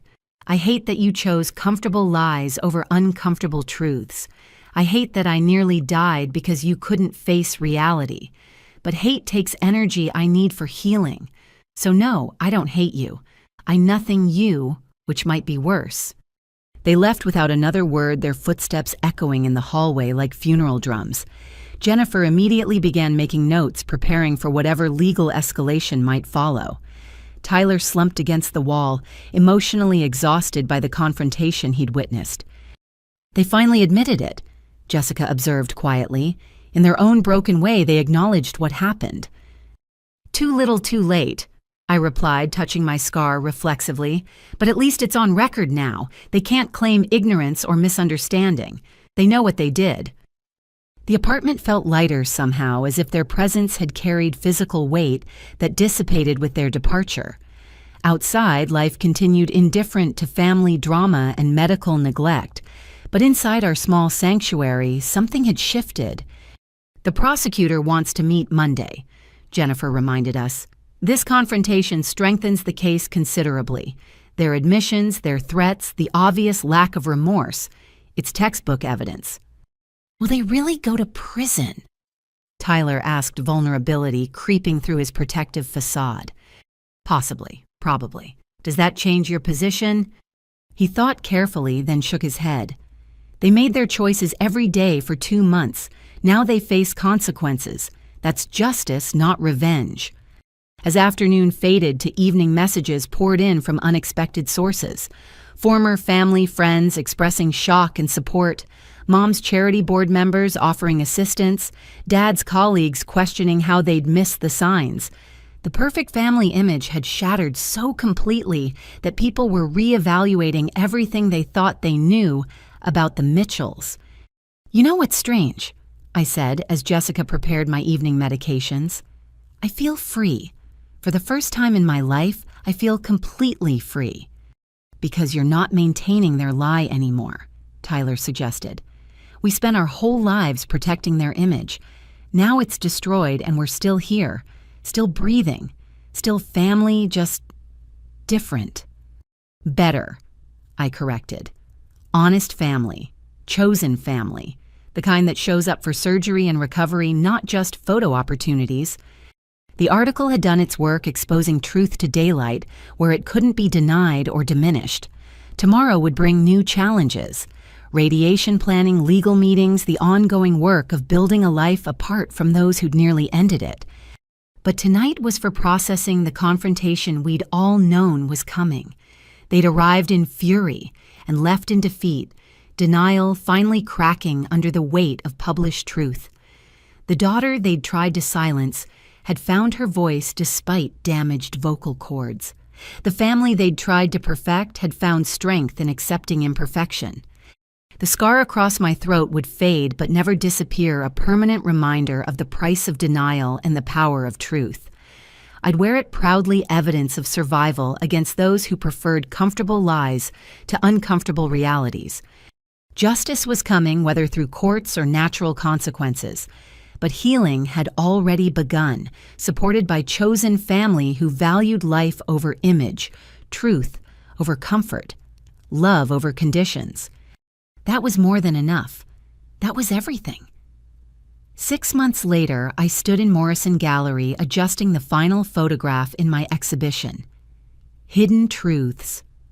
A journey through medical neglect would open in 2 hours, the culmination of recovery, reflection, and reclaiming my artistic voice. The central image, a self-portrait taken 3 days after surgery, scar raw and dramatic across my throat, commanded the main wall. "It's powerful," Diana observed, stepping back to assess the complete installation. "Uncomfortable in all the right ways.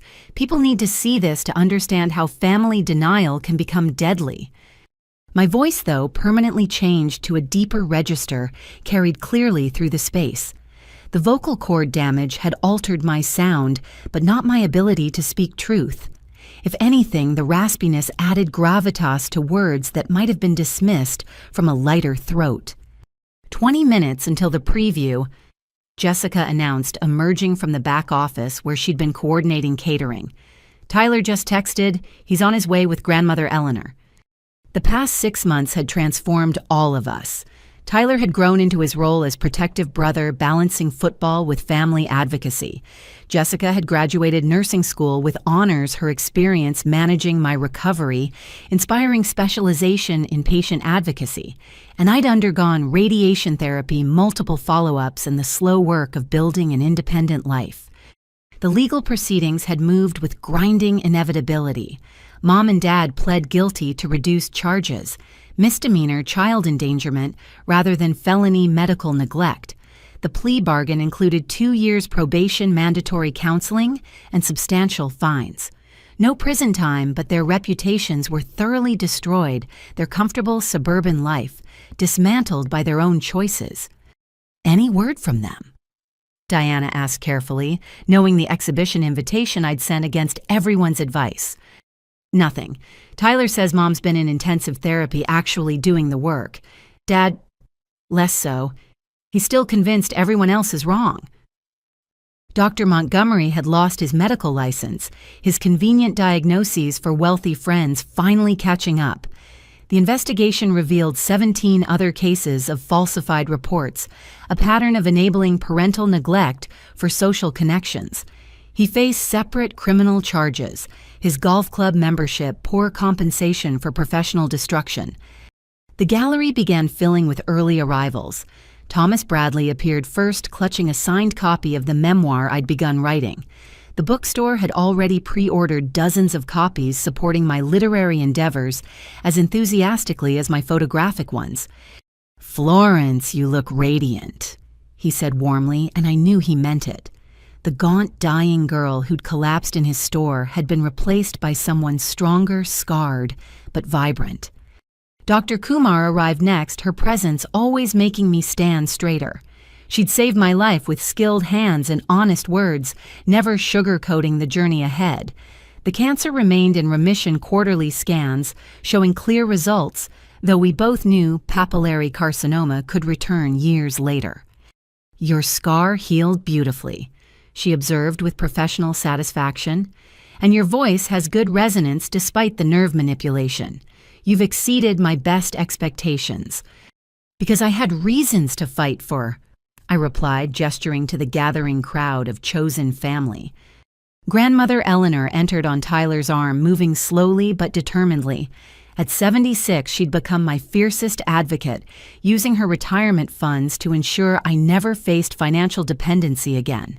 The trust she'd established would see me through graduate school artistic endeavors and whatever future I chose to build.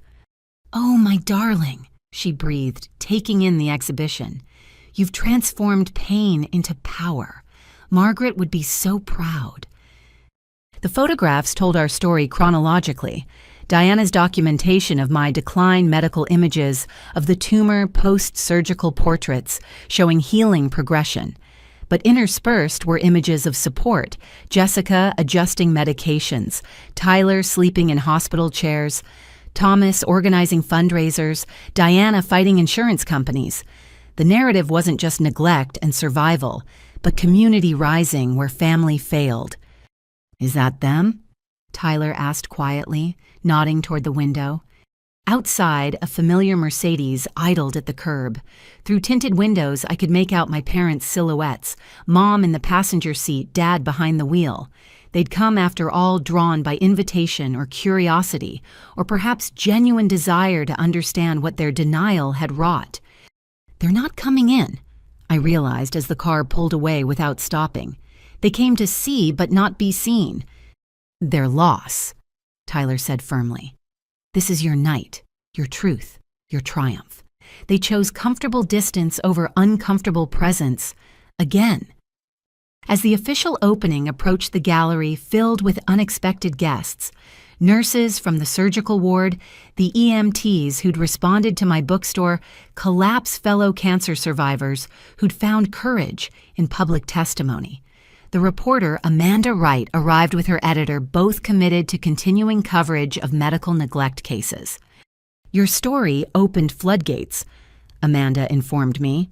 17 families have come forward with similar experiences since the article ran. Parents who denied eating disorders, chronic illness, mental health needs, all to maintain perfect family images. You gave them permission to speak. The weight of that impact settled across my shoulders like a mantle.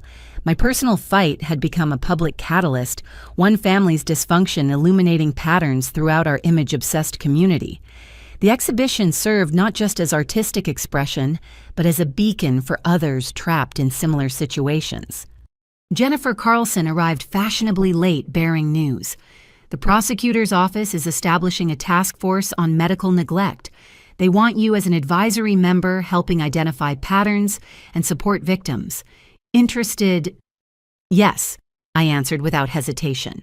If my experience can prevent one family from going through this, it's worth any discomfort. At 8 o'clock sharp, I stood before the gathered crowd to officially open the exhibition. My altered voice carried clearly through gallery acoustics, telling the story behind each image. The audience listened with rapt attention, some crying openly as I described the burning of medical documents, the family meeting that prioritized reputation over health, the gradual realization that survival meant severing toxic ties. "This scar," I said, touching my throat, "represents more than cancer surgery. It's evidence of choosing truth over comfortable lies, of finding family among strangers when blood relations fail, of surviving not just disease, but those who enabled its growth." The question and answer session that followed was intense but cathartic. Young adults asked about recognizing medical gaslighting. Parents questioned how to avoid similar denial. Healthcare workers sought guidance on identifying neglect disguised as overprotective parenting. The key, I explained, is believing people about their own bodies. When someone says they're in pain, believe them. When they point to physical symptoms, investigate rather than dismiss. Love means facing uncomfortable truths, not maintaining comfortable fictions. As the evening wound down, Tyler pulled me aside. "There's something you should see," he said, showing me his phone. "A text from Mom sent an hour ago. We sat outside for 30 minutes trying to find courage to enter. I'm sorry we failed again. Your exhibition looks beautiful through the windows. I'm in therapy learning to face truth. Maybe someday I'll be brave enough to face you. The article was right. We nearly killed you to avoid admitting imperfection. I'm working on becoming a mother who deserves a daughter like you. Mom." The message brought unexpected tears, though, whether from grief or hope I couldn't say. Change was possible even for those who'd spent decades in denial. But reconciliation required more than apologies. It demanded consistent action, genuine accountability, and respect for boundaries I'd established through pain. "Maybe someday," I told Tyler, "but not today. Today is for celebrating survival, not processing their journey toward accountability." The exhibition officially closed at 10, but conversations continued on the gallery steps. Support groups were forming contact information exchanged community building around shared experience of medical neglect. My personal tragedy had become collective action, isolated suffering, transformed into connected advocacy. Dr. Hayes appeared as we were leaving, pressing an envelope into my hands. "Your degree," she said simply. "The committee unanimously approved graduation with highest honors. Your thesis on art as medical documentation was groundbreaking." I clutched the diploma, this tangible evidence of achieving what nearly died with me. Despite cancer surgery, radiation, and family estrangement, I'd completed my education. The photography degree felt heavier than paper, weighted with everything survived to earn it. "What's next?" Jessica asked as we walked toward her car, my new apartment just blocks away. "Healing," I answered honestly. "Continued healing. The memoir advocacy work may be graduate school, building a life authentic enough to honor what almost killed me." "And your parents?" "They made their choices. Now they live with consequences while I live with freedom. If therapy genuinely changes them, maybe we'll find a path forward. But I won't sacrifice my truth for their comfort ever again." The drive home was quiet, each of us processing the emotional weight of the evening. The exhibition had been more than artistic success. It was public declaration of survival, testament to chosen families' power, evidence that truth could triumph over decades of denial. In my apartment, funded by grandmother Eleanor's trust and my own growing independence, I stood before the bathroom mirror. The scar smiled back at me, pink and permanent, beautiful in its honesty. 6 months ago, I'd awakened from surgery, uncertain if I'd survive. Now I was planning a future my parents' neglect had nearly stolen. My phone buzzed with messages from exhibition attendees, 3 young women facing similar medical denial seeking guidance, a father realizing he'd been dismissing his son's chronic pain, a nurse identifying patterns in families she'd thought were just difficult. Each message reinforced the unexpected truth. My suffering hadn't been meaningless. The tumor that nearly killed me had exposed toxic patterns throughout our community. The parents who denied my illness had inadvertently created an advocate for others facing similar neglect. "Thank you for sharing your truth," one message read. "My parents have been denying my lupus symptoms for 2 years, calling it attention-seeking. After seeing your exhibition, I'm seeking help regardless of their approval. You saved my life tonight." I smiled, touching the scar that marked my own salvation. Recovery wasn't just about surviving cancer or escaping toxic family dynamics. It was about transforming trauma into purpose, isolation, into community silence, into advocacy. The exhibition would run for 3 weeks each day, bringing new visitors, new stories, new connections between survivors. My photographs would speak when my altered voice grew tired, testifying to truths that comfortable lies couldn't erase. Tomorrow, I'd meet with the prosecutor's task force. Next week, radiation follow-up to confirm continued remission. Next month, the memoir's first chapters were due to the publisher who'd offered a contract based on the newspaper article. Life stretched ahead, scarred but possible different from what I'd planned, but perhaps more meaningful. To survival. I whispered to my reflection, raising an imaginary toast to everyone who'd made this moment possible. To Tyler, who chose truth over comfort. Jessica, who provided shelter and care. Diana, who documented what others denied Thomas, who called for help despite my protests. To Dr. Kumar, who cut out cancer with skilled hands. Jennifer, who fought legal battles. Grandmother Eleanor, who funded independence. And yes, even to my parents, whose spectacular failure had forced me to find strength they never thought I'd need. Their denial had nearly killed me, but surviving it had revealed reserves of resilience I never knew existed. The scar would fade, but never disappear. Good.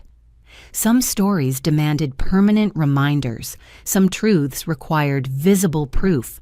I'd survived medical neglect, family betrayal, and cancer itself. That deserved recognition, even if it came in the form of damaged vocal cords and a line across my throat. Life after cancer, after neglect, after choosing truth over comfortable lies was different than expected. Harder in some ways, easier in others. But it was authentically mine, supported by chosen family who saw reality clearly and loved me not despite my scars, but because of what they represented. Tomorrow would bring new challenges, continued healing, and opportunities to help others trapped in similar situations. But tonight was for gratitude. To be alive, to be free, to be surrounded by people who'd fought for my survival when those who should have didn't. The exhibition had asked viewers to see hidden truths, to recognize neglect disguised as protection, to understand how family denial could become deadly. Based on tonight's response, the message had been received. Lives would be saved because mine almost wasn't. Purpose had emerged from pain community, from isolation. Truth from lies. That transformation made every scar worthwhile. The one across my throat was just the most visible reminder of a journey from denial to acceptance, from silence to advocacy, from dying in darkness to living in light. Justice had come through legal channels and natural consequences, but healing, true healing, came from choosing to transform trauma into triumph, neglect into purpose, survival into service. My parents' comfortable lies had nearly killed me. My uncomfortable truths might save others. That was more than enough. That was everything. If you've ever been denied medical care or had your symptoms dismissed by family who should have protected you, I said to the camera during my closing remarks, know that you're not alone. Trust yourself. Seek help. Choose survival over their comfort. And please, like this video if it resonated with you. Subscribe for more content about overcoming medical neglect and share it with anyone who might need to hear that their pain is real, their symptoms matter, and their life is worth more than someone else's reputation. Comment below with your own experiences. Let's build a community of survivors who refuse to be silenced. Thank you for listening to my story. May you find the strength to tell your own.